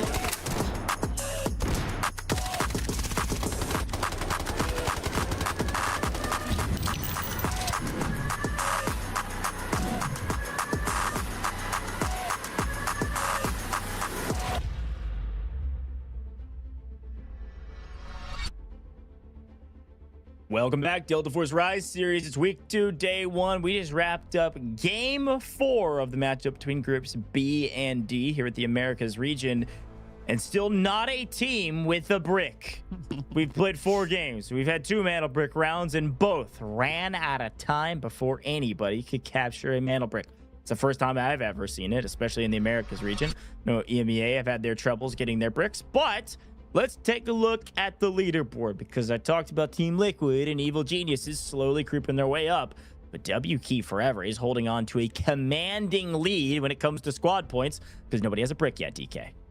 Yeah, I mean, if that's the case, and if that's going to be the play for the rest of the day, WKF, they're going to be smiling because they have the most on the board and nobody is looking to contest them. I mean, Evil Geniuses, yes, they are still 9 away. So if they can find a little bit of that magic coming into round number 5, it would be amazing. But of course, so far, everything that we've witnessed so far today is stuff that we've not really seen before. So I like where the teams are taking this to some extent. Of course, we'd love to see things that we know, right? Like Mandel Bricks coming out, being decoded, and actually teams being able to walk away with those. We do also still see quite a few of those Tempest up for grabs, as we did see in the previous round. Half the lobby decided to go for Tempest. They knew that we were not going to finish soon here today, so they are looking to go the distance, and this is where we could see teams like Nadeshot also are looking to play for that Tempest position. But again, right, we see our kind of meta choice here when it comes to the operators when it is on Space City. But again, teams could look to surprise us. I mean, I think we'll assuredly see all of our teams invest Tempest here in this next round. If I don't see 100% Tempest pick rate here, I may be slightly surprised. I guess for the 3 teams that have already burned one, there is a chance they may wait for map 6, but as a reminder, for map 7, everything gets reset. So if you haven't used a Tempest yet, you're 100% using it the next 2 rounds, or you are just playing the game wrong. Now, as we take a look at the spawns, BTH and Team Nadeshot did have priority spawns here for the Mana Brick, and so they will not have that moving into the next round. See the teams that could pull the T1 spawns to everybody else. That's the only delineation in our spawn prediction, so you just can't get tier 1 back to back. Back to Space City we go. DK, I asked you a very difficult question. In the past, it's been extremely easy, but do you think a team, any team, gets a Mantle Brick in map 5? Or is this just one of those weird matches? I wish I could give you an easy answer. How much time do you got? Yeah, that's right. No clue is my answer. We get into the action, and it looks like FaZe has pulled a T1 spawn. They're trying to make their way through Westgate, and Team Nadeshot, they know the spawn well. They're going to try to catch them in the act, catch them in the transition. Good job smoking and running it, making Team Nadeshot think twice about it. That should get them through. Oh, there we go. Good exit, stage left, as the FaZe able to squeeze on through. We got 10 seconds until the Mantle Brick is available. Team Liquid, up close and personal. We do see Evil Geniuses coming through yet again. But is anybody going to be able to walk away with that Mantle Brick? Let's find out, as it is going to be go, go, go very, very soon. Of course, the teams are going to be waiting for those Tempest ults to be ready. And, well, look at that. Everybody has come through with the Tempest. Everybody is ready for the action. And the insanity, hopefully, that round number 6 is going to be bringing in, or 5. Yeah, also round 5, first time we're not seeing anybody with an AWM and an M82. Like, this is just the weirdest of matches here in the first day. We still have 2 more days of competition and plenty more games tonight, so we'll be here for a while. And as we take a look at the map and the operator selections, no huge surprises here. Muo running Tempest there for EG. It's going to be Mendo on Team Liquid this time. He's hot. He's on a heater. Let's keep him hot. Mendo's going to be their entry fragger, utilizing Tempest's dive roll, and of course, EED as well. The real question I have is, who's going to go for the brick first? Is it going to be Evil Genius, or is it going to be Team Liquid? Both thinking about it. Both waiting on potentially usage of the Tempest ult here. Should have it. And there it is. Muo going for it. Yeah. Mumu now getting that move on. Ooh, spots a quick cheeky angle over on towards DioGod. Is that going to change anything, though, with regards to the pickup here? Oh. Ooh, good try. Yeah, good play onto DioGod.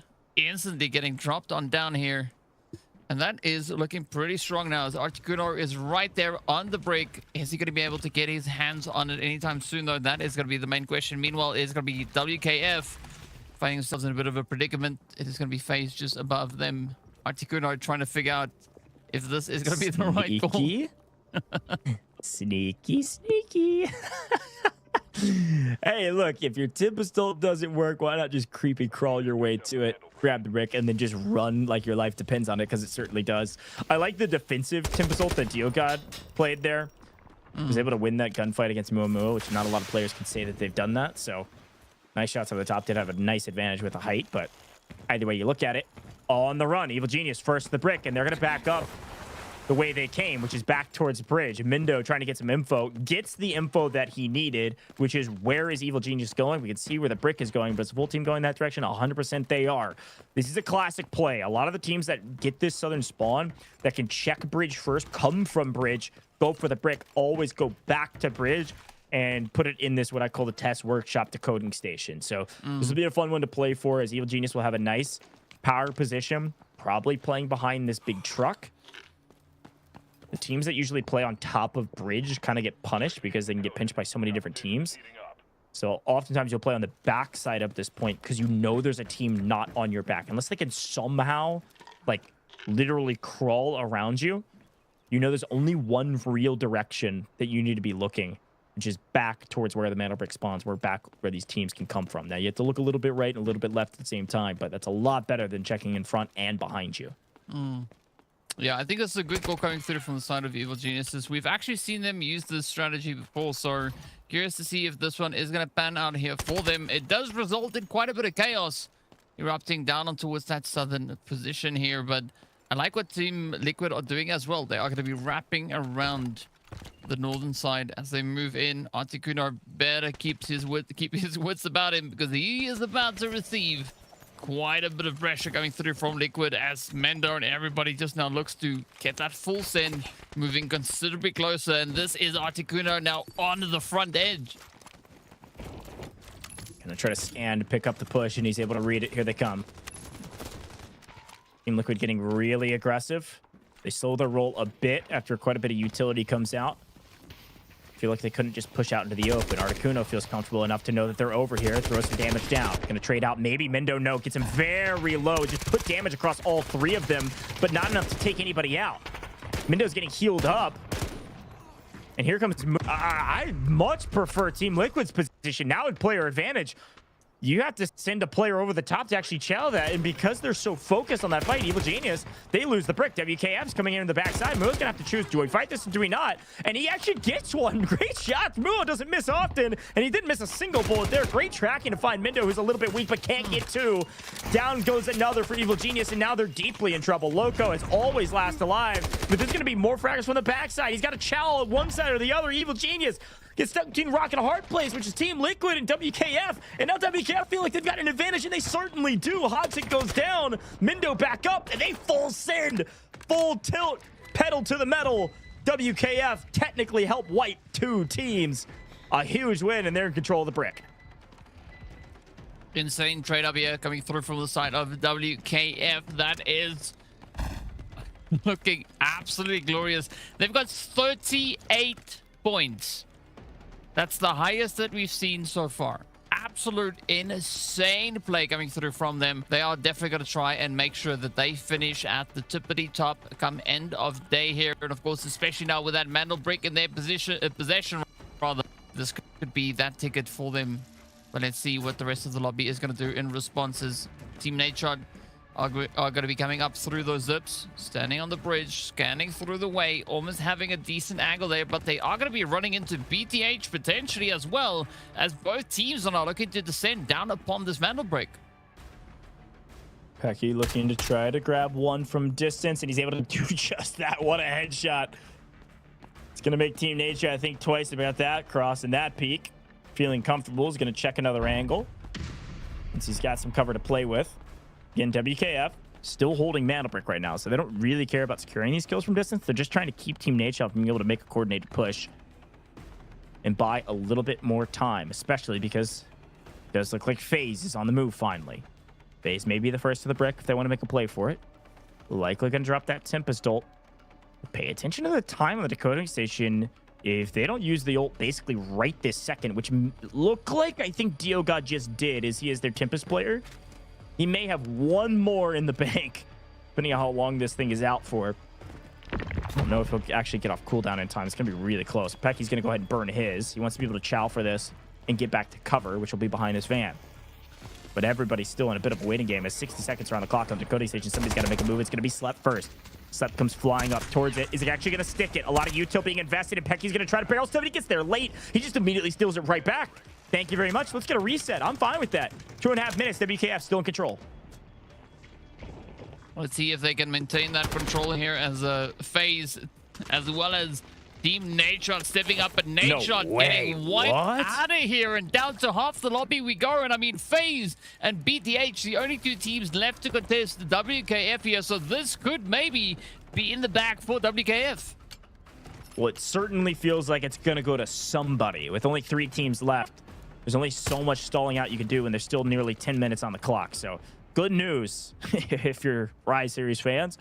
We'll get a mantle brick going to somebody, and we've got a team on match point. The question is who? WKF certainly in a power position, especially with BTH and FaZe potentially fighting on the outskirts. This is great news for the team at the top of the leaderboard. Ka does find one member of FaZe, going to put them down to a duo. And they head underground, not feeling like they can take that engagement, nor really would you want to. I mean, they're just weakening their position to be able to play for this mantle brick decoding station. Yeah, I mean, you have to find a bit of a creative way to get yourself in contention here. And I mean, so far for WKF, things are looking pretty good right now. ETH, I like the aggression that they bring it to the forefront here as well. Just full sending it as they are going to rush up to the brick. But now it all comes down to how well WKF can defend it. You can see Lord Jogo right there on the front line, getting ready for the steal. Is he going to be able to get his hands on it? No, he gets instantly denied. Quick pick up here from Bakey. But again, right, the pressure just starting to mount. And of course, now FaZe needs to decide what they want to do here. They're still holding on to the underground, but are they going to look to surface anytime soon? Saw Diogod pop Tempest just a moment ago to play for the engagement to wipe Team Nadeshot, so we should have it back in time. Right near the bottom of this clock, about 30 seconds. FaZe down to a duo, but Tempest is still up for them. But Pecky has done a magnificent job holding this decoding station. And he's actually just going to sit on it for the final 20 seconds, up into the bush, looking for anybody coming his way. He's going to pop an ult of his own, because even if he gets knocked here, he's still going to be alive on the map. BTH overlooking the top of it, but I guess they're just going to give the brick away. Nobody's going for it. 6 seconds on the clock. If you're going to make a move, you got to make a move now, and nobody will make the move. They know the game's not over if WKF get it, and they can't wipe them all. WKF, the first to a Mandel brick. Power position earned, and power position yields a Mandel brick. Finally, our first in this match here in game number 5.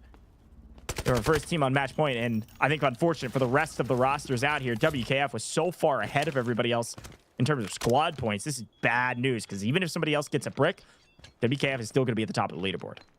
Yep, it's going to be really tough catching WKF here today, and of course, they don't really get too much for what happens right now, but ideally, they're going to try and survive all the way to the very end. BTH, though, this is their opportunity to score some points, right? They can go at FaZe, they can go at WKF to try and turn that 6 into any number higher than that, right? They're going to have to crank out so many points in the remainder of the day, and especially now with WKF putting pressure on the lobby with that Mandel brick, it could end in the next round. So whatever they are looking to do here, BTH, they will have to double down and get it done. Now it's about hunting those kills. Now you do see that WKF is wielding some golds down at the bottom. Gold armor, gold helmets. So they'd like to extract here. And extract with the Mandel break. They'd like to get themselves out of the map to save those gold gear. For those that don't know, you can only buy gold gear once. There's another way to get gold gear using Lucky Wooden Sculptures, but we don't really see that too often anymore. It's a new ad with the Rise series, but it's difficult to do, and the way the maps have been playing, there just hasn't been an opportunity to do some of those special missions like wall breaker, go for the bosses. Fights were just late in the game, didn't have time. And so gold armors, if you see a team with them, it's extremely valuable to keep them. WKF need to get out of Test Workshop, maybe could send a player out if they'd like to, and then otherwise play for some of these kills. Starting to run out of daylight here for an extraction. Don't make a move, but kills certainly will cover the gear value.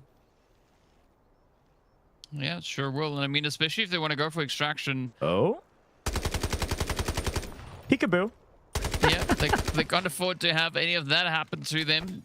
So I surely don't expect to see that full extraction going through anytime soon. But FaZe, though, with a nice, quick, easy pickup there, as they do find Lord, and down he goes, being put on timer, and it is going to be Diogod now just kind of guarding that position as well. As you can see him starting to move up. Oh, gets spotted, but fortunately he was playing with his ult, so does get him back into safety quick and fast.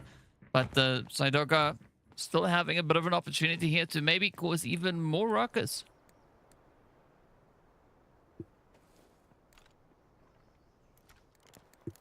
It's about finding the right window of opportunity to get some of these kills. Oftentimes it's outplays, but occasionally patience will yield you some extra points. Diogod's picked up 3 of his own, really utilizing Tempest in a marvelous way as a true assault operator. I think oftentimes in this format we use Tempest, yes, assault still technically, but more so like you are an objective hound, right? Like you always play for the objective using Tempest ult, but DioGod's been playing very aggressive with this ult, trying to play entry fragger and pick up kills in transition while utilizing the ult, which is a great job from him. Be able to secure 3 of his own. Here goes Crab, though, making all the noise that he can possibly make, because he knows Toot's got a bow, and he's not hitting that shot. Crab's going to get a freebie. A nice, very aggressive push is going to open up a pathway to rotate out and potentially pick up a res on his teammate. All 3 up for WKF is bad news for the solo that is now Sudoka. As it looks like DioGod was actually cut down at the same time from BTH. Some pretty tough decisions having to be made here. We still have that fast southern extraction available right there. So Workshop still up for grabs. Not seeing any of the other extractions really being played here just yet. So it's all down to what BTH and FaZe are going to be looking to bring to the table. As you can see, DioGod has been brought back. Now it's just a quick retreat here. So Sudoka is going to be just pretty much committed to staying in the underground, at least for the time being, as they do surface on the far side. BTH just ahead of them. Grab, beautiful trade. Finds the one, but can he pick up Car as well? I mean, they are now up to 42 points. Yeah, I mean, this is... WKF's just running away with the game at this point. Now, you never know what could happen. We talked about teams running away with the game with a crazy amount of kills, etc. And then another team just double bricks, but there's BTH's Ka. Unfortunately, a little windy out, doesn't hit his shots fast enough, and Crab has not been missing tonight, feeling very hot with the gun. He wins the engagement.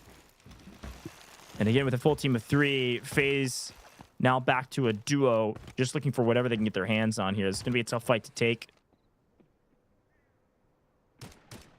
But even just 1 kill here, 1 kill there can keep you on this leaderboard in a position that is a little bit more favorable. I do want to go ahead and take this moment to remind you, yes, WKF is running away with it. And yes, somebody else could still win it. But the placement on the leaderboard does matter in our group stages. You get extra points for 2nd, 3rd, etc. over 4th, 5th, 6th. So these kills may matter when it comes to tiebreakers. And wow, what bad timing. Not thinking he would chow there. Sudoka able to get away with murder against a player who's been incredibly hot tonight. Peeks the corner of the bow. Becky peeks it as well. They both kind of stare at each other, but finally, Sudoka gets his gun up and he's able to gun one down. Now, bottom left of your screen, really quick. Seabots did extract. Took test workshops as expected. Getting one out, protecting some gold gear is nice. Crab just looking for a couple more kills to continue to make the journey for some of these other teams at the leaderboard impossible. But no, he can't get them. Finally, Crab falls, and FaZe are the last 2 players onto the map. FaZe finally win a map, coming online with a ton of kills, actually. Sudoka's on 3, DioGod's on 3. It's at least 6, and I want to say they've got maybe 1 or 2 more. Yeah, I mean, they've had a fairly decent run there. I mean, as you can see, looking at the points there, they are sitting on a grand total of 6 kills, so even share across the board between DioGod and Sudoka. But of course, now the big objective at hand. Can you extract with a decent bit of loot? Can you get enough just crammed up into that 3x3 to make all of this worth even more, as we are going to be looking at that final few moments just looking to play out here. And of course, it is pretty slim pickings, right? The 3x3 is only so big. We do see a few of those dog tags being played as well now. The teams are trying to find any and every little bit of value that they can muster up. But the clock, I'm pretty sure, is going to get punched out before too much looting can continue. So FaZe will have to settle for what they've been able to get in this round. And, well, that is predominantly kills. Yeah, they got a ton of kills, FaZe did, but the big winners by a mile are WKF, who got probably at least as many or close to it, and finally got the first mantle brick. So FaZe, WKF, the big winners, and then teams like Evil Genius and Team Liquid, unfortunately the losers here in map number 5. Evil Genius tried to kind of take matters into their own hands and start the code early, immediately get swarmed by WKF, coming in the 3rd party in their engagement. Evil Genius versus Team Liquid. Team Liquid win that engagement with the help of the 3rd party from WKF, but then WKF W-key, and they full send to take down Team Liquid as well. That's 7 kills. So it did look like Seabots had one of his own for a total of 7 for this roster, nearly 2,000 damage. and 3 mil assets because Seabots was able to get out of the map with those golds. They're going to have them for the next round. And of course, they got the mana brick as well, DK. But talk to me about the rest of the teams. Like we thought, FaZe Clan did pick up 6 kills. Yep, still contributing quite a bit of carnage rather to that, and the chaos ensues with Liquid and BTH also coming in hot with their own trades. But when we look at the total amount of kills, it is going to be WKF Crap that is going to be leading the board here with a 4 going over to them. FaZe again just doubling down, managing to lock in the 6 is going to help just to push them a little bit further up the overall board. But Bakey also still stepping up onto the top damages here with 467 alongside Crab, doing so much work here for the squad. Diogod also being an absolute menace, as we saw in this past round, just trying to lock in everything they could, managing to get those assists, contributing to the damage that FaZe was able to do here. Good to see Team Liquid on the board as well. But as we know, right, this was our very first Mandel break that we saw getting decoded. And that big play that you mentioned coming through from Seabots, the extraction, ensuring that not all golds are lost, definitely is going to help pay off once they move into that next round. Yeah, that's exactly right. WKF, the big winners, but Mr. Diogod, the MVP, for good reason. You shouted it out. He picked up the 3 kill points, and he picked up 2 assists. There's only 6 kills from FaZe. He was involved in all of them. A great Tempest player. And again, I was talking about how he used Tempest to play really aggressive. So congrats to FaZe for having a solid round. But again, WKF is the team to catch. You got to catch them soon, though, because they could close it out in the next round, DK. So I ask you the age-old question. Are we ending in 6? Or are we going to 7? I would like to say 6, because looking at the sheer volume of points they have, I don't know, but I see the setup that you gave me there. It's a little bit of this, and yeah, I'm going to stick to that. That's crazy. All right, folks, as we prepare for Game 6, we're going to take a very short break here in the booth. Can WKF go back-to-back and get double brick and close this thing out in 6, or will we end in 7? We'll see you in just a little while.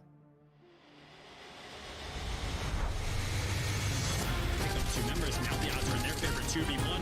Everything getting spammed away, and MT getting a little solo. Hang on a second, NL. Look at that, it's an absolute sweat. This, and LG's gotta know that they're here. Lines them up, even through the shot. You're nuts.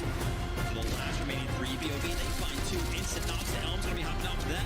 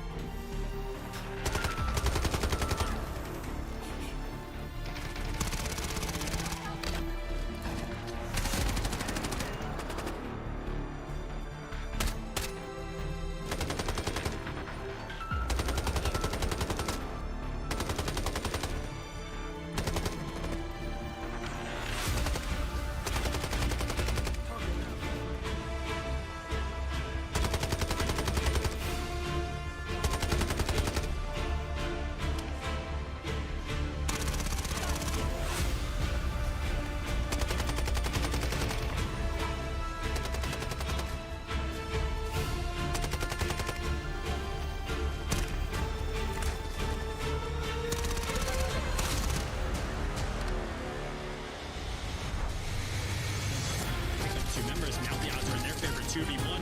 Everything getting spammed away, and MT getting a little solo. Hang on a second, NL. Look at that, it's an absolute sweat. This, and LG's gotta know that they're here. Lines them up, even through the shot. You're nuts. For the last remaining 3 BOV, they find 2 instant knocks. The Elm's gonna be hopping off to that.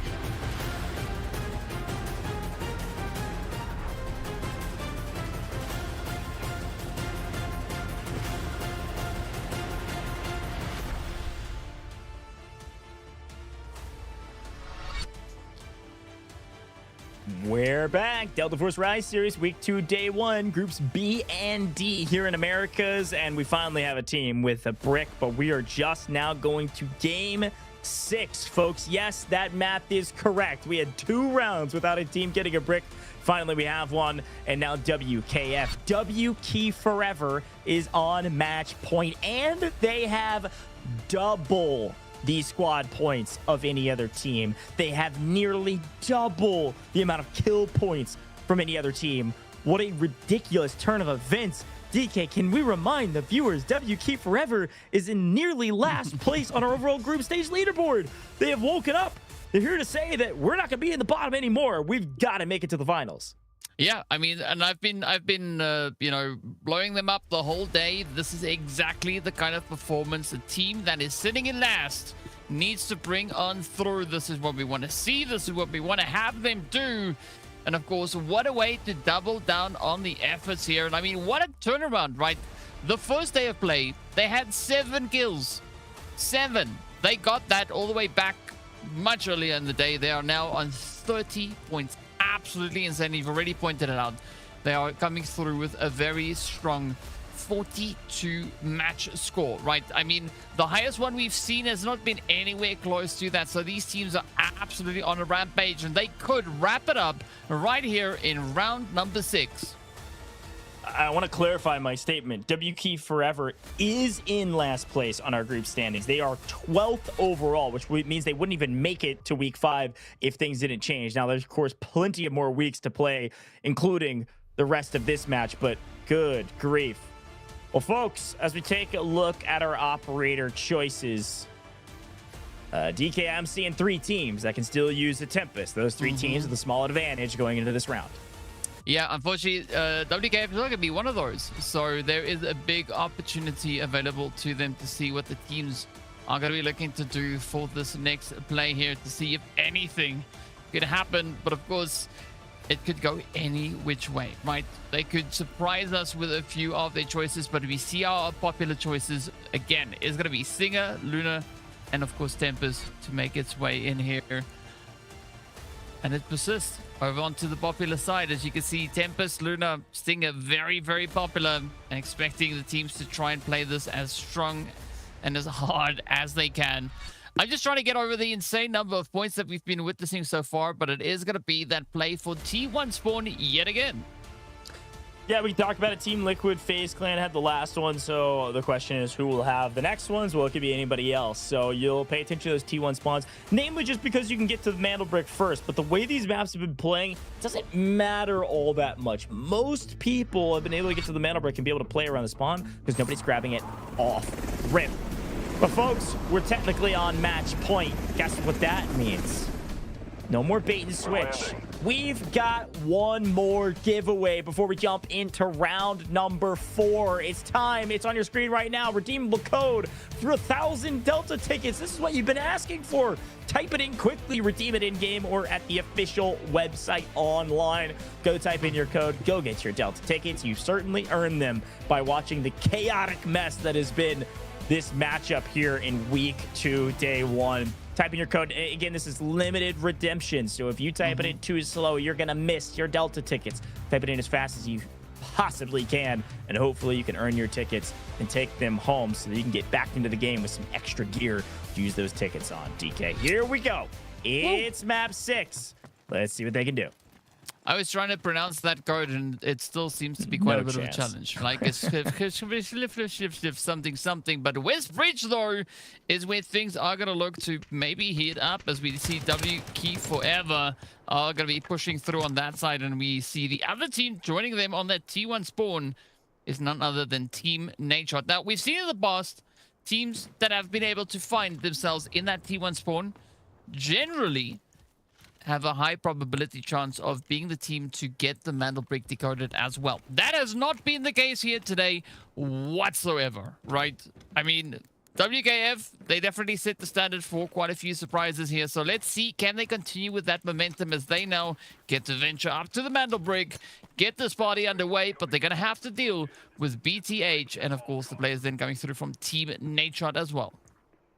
Yeah, WKF, Team Nadeshot, BTH, all looking to play for the brick off rip, whereas Team Liquid, FaZe, Evil Genius, they're electing to play quite slow here, and actually it's just going to be WKF saying, guys, I don't really care that you're finding. Look at BTH, by the way, finding that missile, 1.4 mil. Exciting stuff. I'm going to be honest. Their total score is 7 right now. They need all the loot they can find. So big shout out to BTH getting a little RNG lucky on the map with the graphics card as well. That's a ton of loot, but we've got to pay attention to the brick. WKF is on match point, and they grab the brick first, and nobody really contests them. Where do they head to start the decode? What do they want to play with? They've got 2 engineers and a D-Wolf. Am I predicting an inside decoding station this time, DK? I think I'd certainly think that's a pretty good idea if you're not using a Tempest. Yeah, I mean, that seems very, very plausible coming through from them. And, ooh, well, I mean, this is kind of inside. Okay. Kind of not, right? It's kind of inside the alley, right? So it works, sure. Not really, but, you know, let's not be too pedantic about it. But one thing that I am looking at is BTH, and I said this before, right? They need to up the ante because in their first day of play, they only managed to score a grand total of 1 match point, right? That means they cannot continue to play like this. They have to double down. They have to get aggressive, go out there and, heck, even get their hands on a mantle break. No, I like that call out. As we pay attention to what these teams have been able to do, it is worth mentioning. Like I mentioned before, WKF is the only team without a single point on our group stages. So to pick up 10 here would take away all of the excessive bleeding that happened in week 1 from them and put them square in probably the middle of our leaderboard. It would be a really good spot for them as they go into their next match. So we'll see if they're able to double brick here. And also, if they're able to double brick, this prevents so many points for some of these other teams. It's not often where a team is able to pick up both bricks and not a single other team on the map has picked up one. Every mana brick is a group stage point as well, folks. Really important when you're trying to decipher who's going to be the bottom 2 teams that don't even make it to week 5 or the top 2 teams who make it straight to the finals on week 5. All that matters now is the game that's at hand in this round. 2.5 minutes. BTH on height. Team Nadeshot on low ground. WKF in complete control. They just elected to go this direction, not because of an operator choice, but more so because of the information that they had gained on the map. They knew there was nobody over here. Start the decode, and they have complete control of this position. We always talk about the ramp being a win condition. Being able to play indoors here is very nice, especially when they have so much utility to throw at that decoding station and zone off some pushes. If they can hold ramp as well, which is what it looks like they're doing right now. If Crab's able to get a kill here, this could be huge. He's able to tag 1, but calling in the reinforcement saying, whoa, that's a full team of 3. I'm not prepared for that. Yeah. A good angle being held here, and I think Crab is a really good player to have defend that ramp position. But still, you got to watch out for what the Evil Geniuses could be bringing in here, as well as we do see Team Nadeshot, though, getting full possession of ramp. They do step up, and no contention really coming through from the side here of WKF. I mean, this could be slept just quite comfortably, pushing forward onto that steal, as so far has been denied, and so it is still strong defenses being held by WKF. Ramp not really paying off for the side of Team Nadeshot just yet. That was an interesting one. I mean, this is what I was talking about. You see how much utility they were able to throw at the decoding station to make Team Nadeshot think twice about that push. I'm kind of surprised. He must have run out of time on the emergency evasion device. It was a pretty long one. Otherwise, you just bait out all the util, wait a second, then go for the steal right as you're wrapping up your ult. But I think he might have just ran out of time. Regardless, Team Nadeshot's still in a pretty good position to be able to play for the brick. You can see where Slept has already moved all the way up. They have full control over the ramp, so WKF are having to play indoors, and Evil Genius are down below as well. So with the pressure and the util coming their way, you can only expect Team Nadeshot to full send this. The Incendiary is going to ward them off for a moment, but you got to just kind of commit. Problem. You got Sonic Trap, you got Triple Blast, you got everything in between, but he's still able to get it. Rolls out of there, gets the steal. Team Nadeshot now in control of the brick while Evil Genius are pushing and pressuring from the low side. Yeah, again, the basing is being picked up quite a bit here, so WKF need to re-strategize as to how they could get their hands back on that mantle break, but now it's going to be the Evil Geniuses already looking to play out their strategy, starting to move on forward. I like Team Nadeshot's position as well, locking down that ramp, so whichever way it goes, they have a pretty good say in the matter. But still, BTH looking to gain the angle. Not the best position to move up from, but it is got a little bit of an opportunity to try and advance forward. As you can see, a very slow but steady position being played here by Toot and the rest of BTH. But of course, Team Liquid is keeping a very close eye on them. So whatever they decide to do, they're going to have to fully commit to that. But still, the counter is going to be ticking. We're about to hit that 2.5 minute mark. And Team Nadeshot, though, in still very good possession. There's a big opportunity for WKF to play the upset here. WKF doesn't have a Tempest. They're going to have to just truly full send this. Team Nadeshot have control of the ramp, so they're able to play the alleyway. It's going to be a lot of smokes and a lot of util to ward off Team Nadeshot for WEKF to actually make a play. And now you can see Evil Genius is actually finding one on BTH. Great shot over the top from Loco means they can full send and full tilt, and they get a second as well. BTH in a blender after all that loot they found on the map earlier.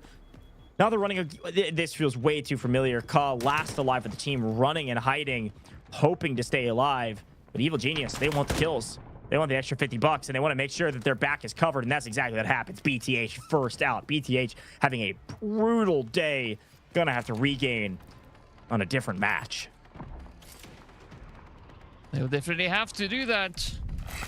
But let's see who is going to be the ones to step up and now contest the decode here as TN full on the lockdown. Ooh, a little bit of an offensive shepherd being played here. It's going to be a full send now from Team Nadeshot, trying to see if they can breach.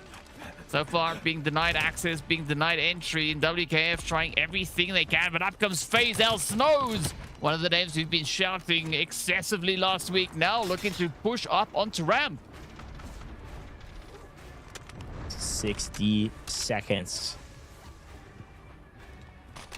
Who's going to make the play first? FaZe, also out of Tempest ults, or Tempest in general. Gonna have to win this with their gunny. Snows lands great utility. Look at that incendiary over the top of Smile, and Team Nadeshot down to a duo here. It's gonna be a tough one to hold, but 45 seconds is all they need. Evil Genius could make a play from low here, but WKF are back to full force. This is gonna be a tough fight to take, and so they're gonna have to rely on somebody else to make a play. Could it be somebody from Team Liquid? Could it be Mendo with his ult just run up and steal while Team Nadeshot's in trouble? He could swing out here from the far side door, coming from the low ground. It's possible, but he's got to make a move. 20 seconds on the clock. Smile feeling the pressure from both sides. A lot of utility landing. Really worried about ramp side, but they do need to check the decoding station. Here comes Mendo. Ult out, but we're sticking the brick. Mendo's there, and he's able to get Smile, and he was able to wipe Team Nadeshot with the help of Snows. It pauses the timer. Mendo ran out of ult. Team Nadeshot would have gotten the brick, but FaZe struck at the exact same time. Team Nadeshot go down. Brick is paused, and we got plenty of game to play. Yes, sir. Here we go. Now it's up to the teams to get those positions squared off again. As you can see, Evil Genius, they are going to start to move on through. Beautiful play onto FaZe. Just wipe him down. As FaZe now is left with only one. It is going to be a pretty tough position for them to try and fight through, but a quick cleanup is going to come in here. So Doga, again, going to be the last hopeful for his team. Now trying to get the heck out of there. As you can see him all the way over towards Black Chamber. But WKF, though, is still pretty committed to pushing forward. I mean, if they can get this decode, this could be the game, right? This could be the day the match is over right then and there. So there's so much on the table here for them. Yeah, it's actually a pretty good job from WKF just playing patient. I mean, it is one of those things where they kind of said, well, somebody else will do our dirty work for us. And they got lucky enough to say that actually happened because other people didn't want the game to be over either, or potentially over. There's no notification telling you exactly who is decoding, but you can get a pretty good idea, especially if you get a knock. Here's Crab. He's been the hero of WKF. One of the main reasons they've been so successful today. He's got my MVP as a current, but nobody is decoding this mana brick. And Evil Geniuses are right back in the same spot that Team Nadeshot was, except they're in a slightly better position because they don't have somebody staring at their back. Nobody's coming up ramp right now. It feels like a 3v3 because Team Liquid's so far away and FaZe is down to a solo. Loco will start it. Evil Genius, they've got control. Well, not too crazy of a play so far just yet. Good trade up going through there from EG. Oh, we got to sort out that machine gun. And thank you so much for that. A little bit of OCD on my end. But meanwhile, it's going to be Team Liquid creeping their way up the stairs. They are going to be creeping and encroaching on that mantle brick. Looking to see if they can maybe contest that decode, but you got to watch out for them rockets as they are going to be sent straight over onto WKF. Mendo trying to line up the angle, not finding it just yet, but this is Team Liquid trying to buy themselves a little bit of time. They want to maybe wrap all the way around over onto ramp.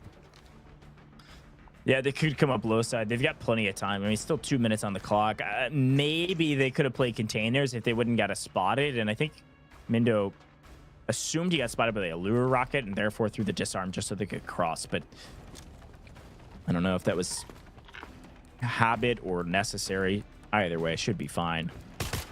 real question. Oh, yeah, they spotted him. Hello. Sudoka trying to be sneaky. Run, run, run. Worried about this potential solo, though. Could slow Team Liquid down enough to where they either make a mistake and Sudoka's able to grab a kill, or slow them down enough so they don't actually make a play for the brick. And it looks like Team Liquid seeing that solo, not knowing it's a solo, thinking this might be a full roster, FaZe or otherwise. They actually go back to shipping containers, maybe peek hallway, while WKF is putting a crazy amount of utility over on Loco. He's trying his hardest to stay alive. Put out the fires, my man. You're still up. Now here comes Team Liquid through containers. This could be the setup here. As you can see, Mendo trying to push up. Hotzik on the cover here as Mendo goes in for the steal. Able to walk away with that one for free. So far, so good. But quite a bit of damage heading over in the direction there of Hotzik. Now, Loco on the defensive, trying to just man that doorway. But unfortunately, that's not where he needs to focus, right? He needs to turn his attention onto Team Liquid. They are going to be trying relentlessly to push up. But Saidoka, beautiful off-angle play here. It was a beautiful angle. Unfortunately, some missed shots means he doesn't actually get netted a kill. That could have changed everything if we see a player go down there and a full. Open things up for the rest of the lobby, but 5 minutes on the clock, 2 minutes on the decode means we go to minimum timer. If it gets stolen again, there's technically a chance that nobody gets this brick, but it's feeling very likely with full 3 teams of 3 and then that solo. I think somebody's going to get this brick. It's just a matter of who.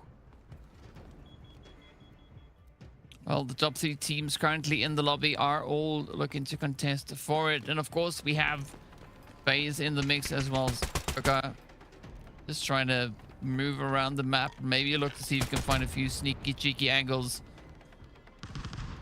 Meanwhile, we do have a few, what sounds like bot shots coming through here from the side of EG. Let's see, is WKF maybe going to look to try and challenge this position. Whatever they decide to do, they're going to have to be really quick about it because, as you mentioned before, Goj, there is only so much time available on that decode. So if they want to try and steal the show, if they want to end this early, that is exactly what they got to do. Nice. And they can't get caught out by the Molotovs. Yeah, Pecky with a great angle here, though. A ton of utility coming back the other direction, but I think Pecky may have needed a chow there. If he would have gotten one knock, Evil Genius could have been in a position where they could actually get wiped. But instead, they're able to find cover and throw all of their util at the door. And here comes Team Liquid finally striking. Articuno goes down. Team Liquid with a power position right now. And WKF feel that pressure coming on the backside of Muo, so they get really aggressive as well. 30 seconds on the clock. Yes, you can go for the steal, but you can also just go for the wipe, and that's exactly what happens with the help of Crab. Evil Genius is down. WKF is still alive. Team Liquid looking to capitalize on this, but WKF is the team that can close it out right here. Team Liquid, now that they've wiped Evil Geniuses, they've got to be a hero. It's 3v3v1, and there's still a team on the map that can win this competition and win this match. It can still swing either which way. Let's see. Can Team WKF get their hands on it in time? I mean, Team Liquid definitely going to try and steal this one for themselves as they just have a minute or so left on that decard. So this one could be in the bag. Saidoka rather could be running into a world of trouble there as well. I mean, I like the position that FaZe has been trying to adopt here. Kind of trying to be that that shadow lurking out on the map. Is it going to pay off, though? That will be the big question. WKF, you've got to make a play. It's going to be a ton of util spam. Lua Rocket get a read that Mendo's on ramp and everybody else is as well. So what does he do? He goes underneath the stairs. Smart play to try to change up the angles. Even just a half a second of an advantage of Peeker's advantage down to the low side, thinking he's a little bit further away. Mendo may get a kill here. 20 seconds on the clock. Mendo ults out, I believe. Gets really aggressive, trying to stick to the decoding station to find some kill. He goes down. Seabots finds one, but only 15 seconds. You either got to wipe the team or you got to get the steal. Hotzik goes down. WKF, they get the steal. There's only one remaining member of Team Liquid up, and they're trading blows. Team Liquid down to a solo, and FaZe a solo against the full team of 3 that can close it out right here, right now. Unbelievable job, and as we swap perspectives, we see that Team Liquid has been wiped. Hotzik is not alive. That is it. The only player that could force us to Game 7 is Sudoka, who's been a solo for 80% of this lobby.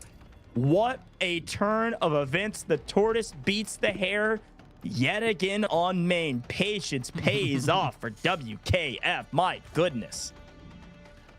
I just want to bring something to the attention here.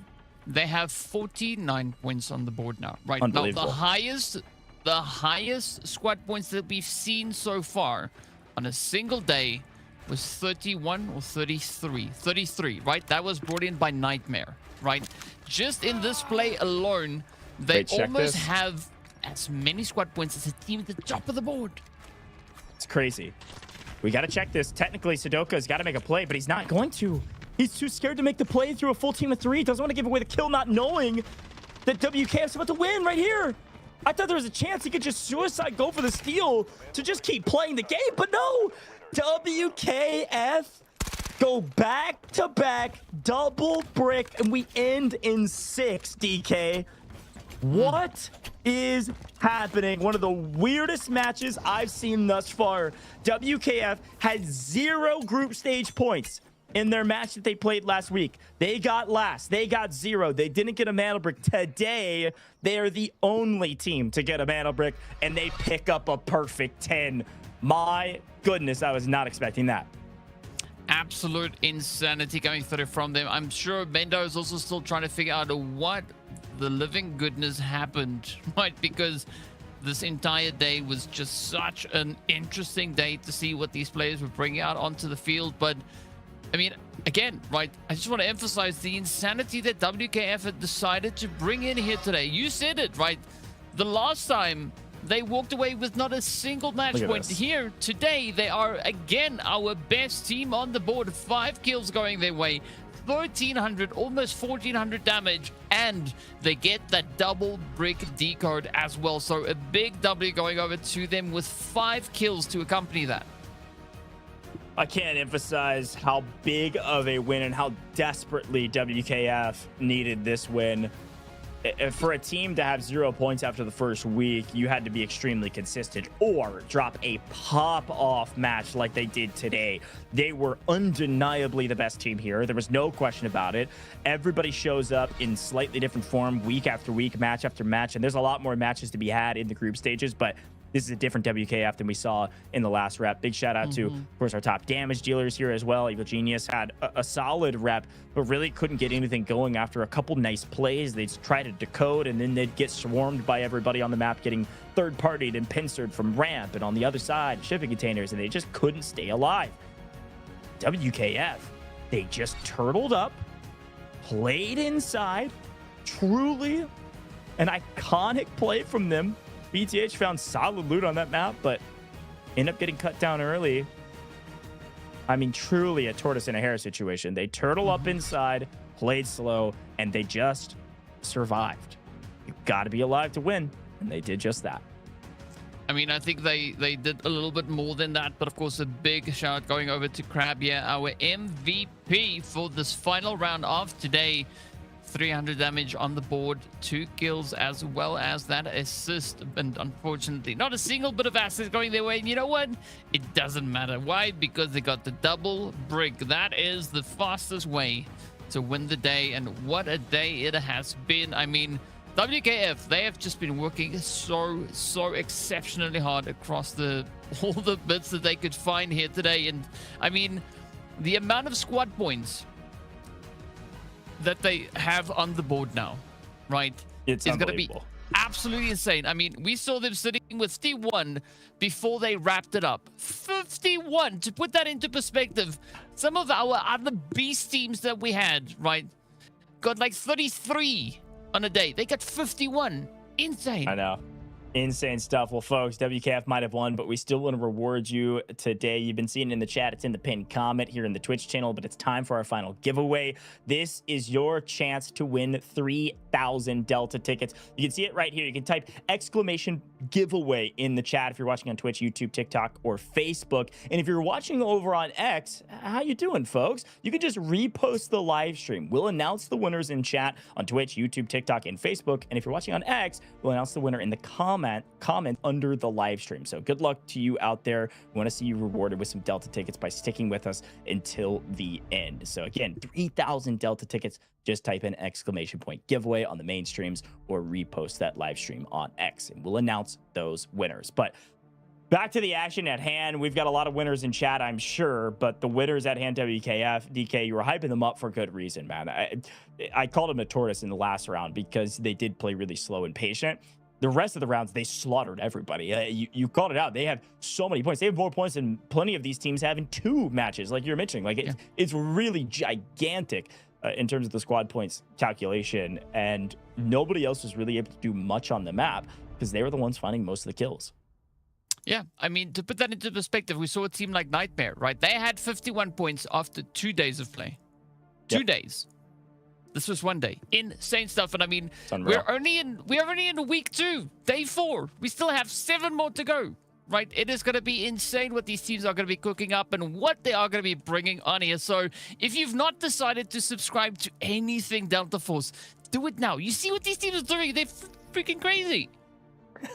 They're freaking crazy indeed, TK. I like that actually because that's what it felt like today. This was one of the wilder matches I've watched. Again, seeing 2 maps go brickless. Nobody picks up a mana brick in rounds 2 and rounds 4. I thought, are we ever going to get a mana brick? And then everything changed with WKF. Continued to stay online, but really came online holding down the bridge. We've got an interview with one of the members of WKF. Let's bring him in. Let's hear his thoughts on the chaotic nature of this matchup. We got, okay, I'm so glad it's Crab. All right. I love your team, Crab, but you popped off today, man. You came out swinging.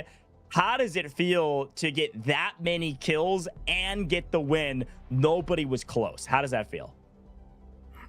I feel like it's our work because after last week game, we figured out like we make a lot of mistakes. So we run a lot of scrims and we practice in pubs.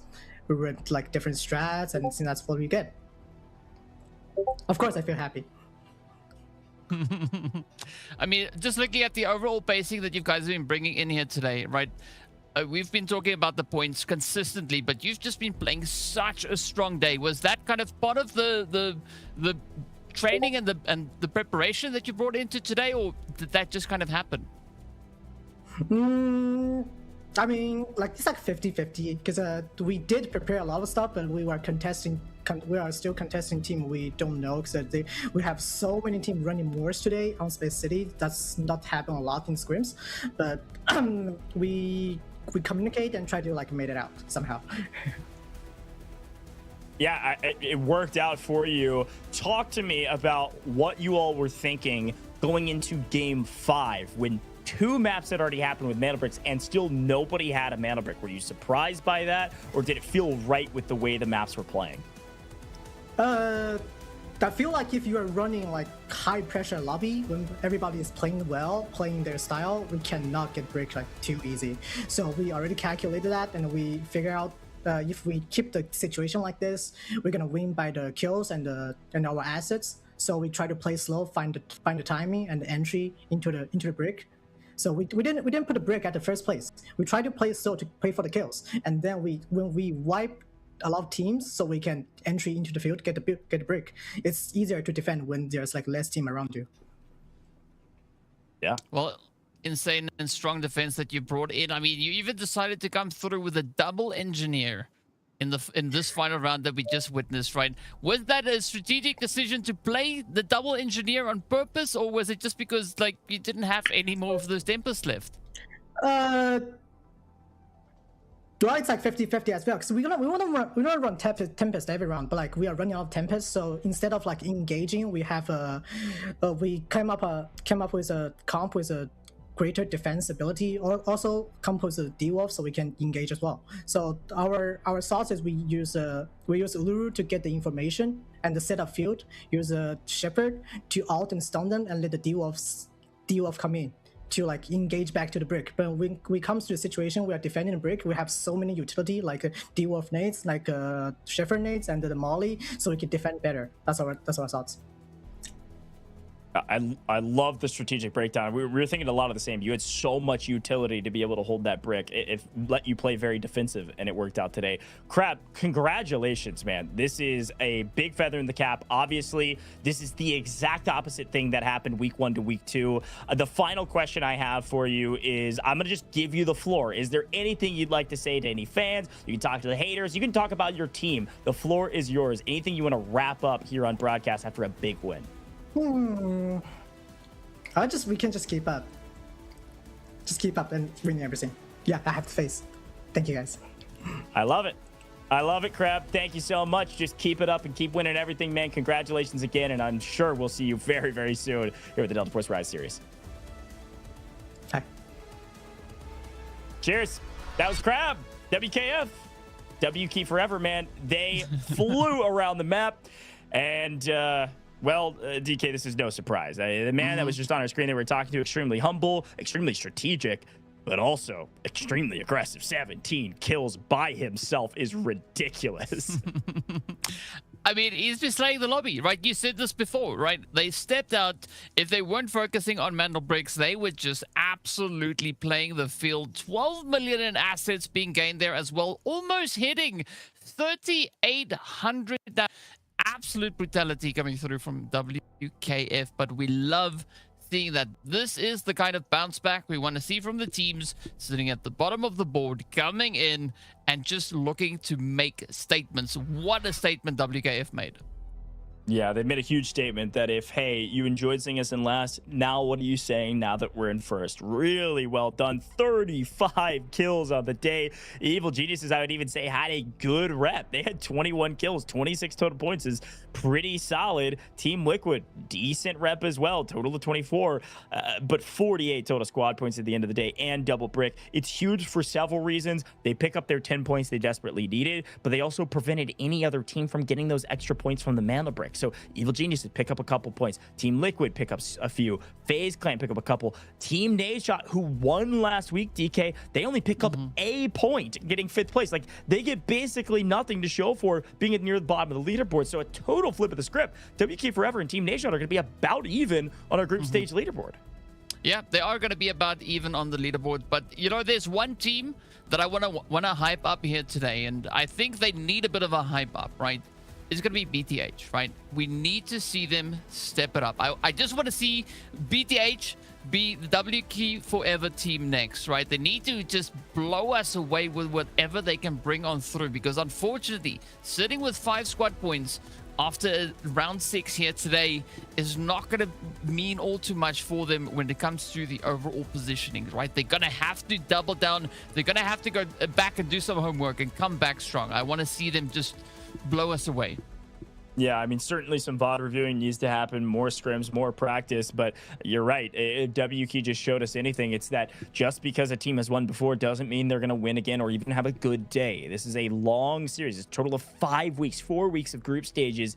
Anything can happen and everything can be turned on its head. So don't get complacent and keep pushing. WK Forever really showcasing that mantra on main stage and hoping for BTH's sake that they'll be able to do it in the next. A good shout here from DK. But as we wrap up with our leaderboard today, again, the points really do speak for themselves. It was a one-sided match today.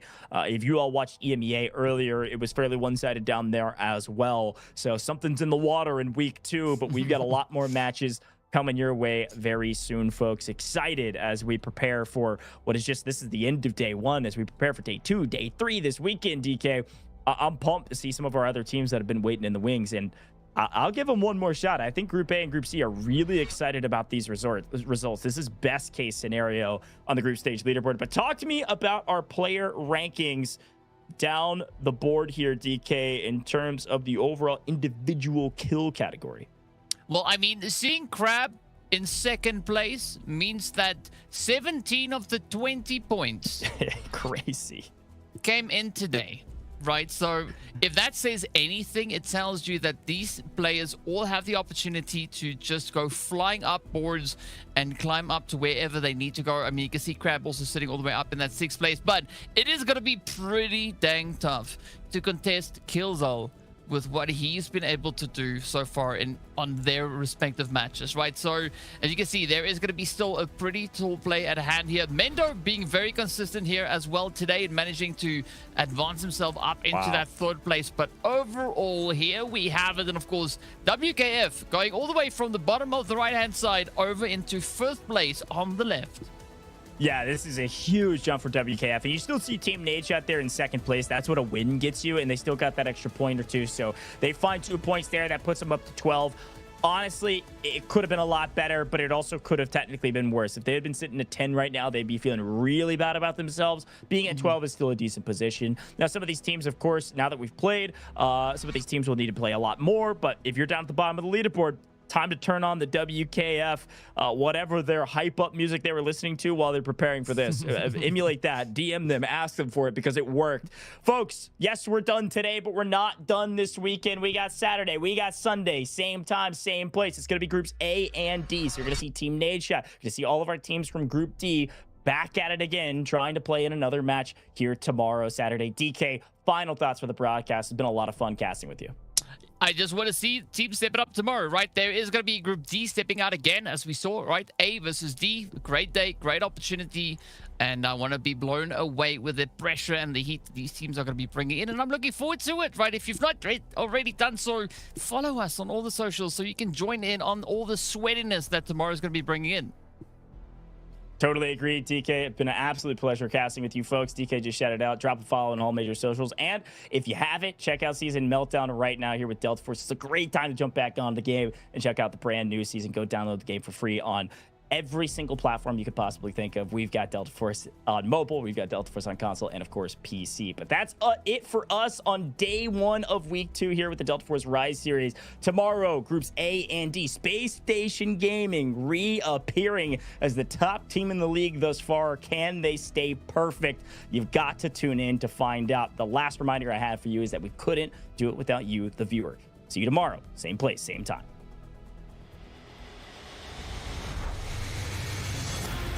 Members, now the odds are in their favor, 2v1. Everything getting spammed away, and MT getting a little... So hang on a second, NL! Look at that! It's an absolute sweat! This... And LG's got him, though. They're here. Lines them up, even through the shot. You're a nuts!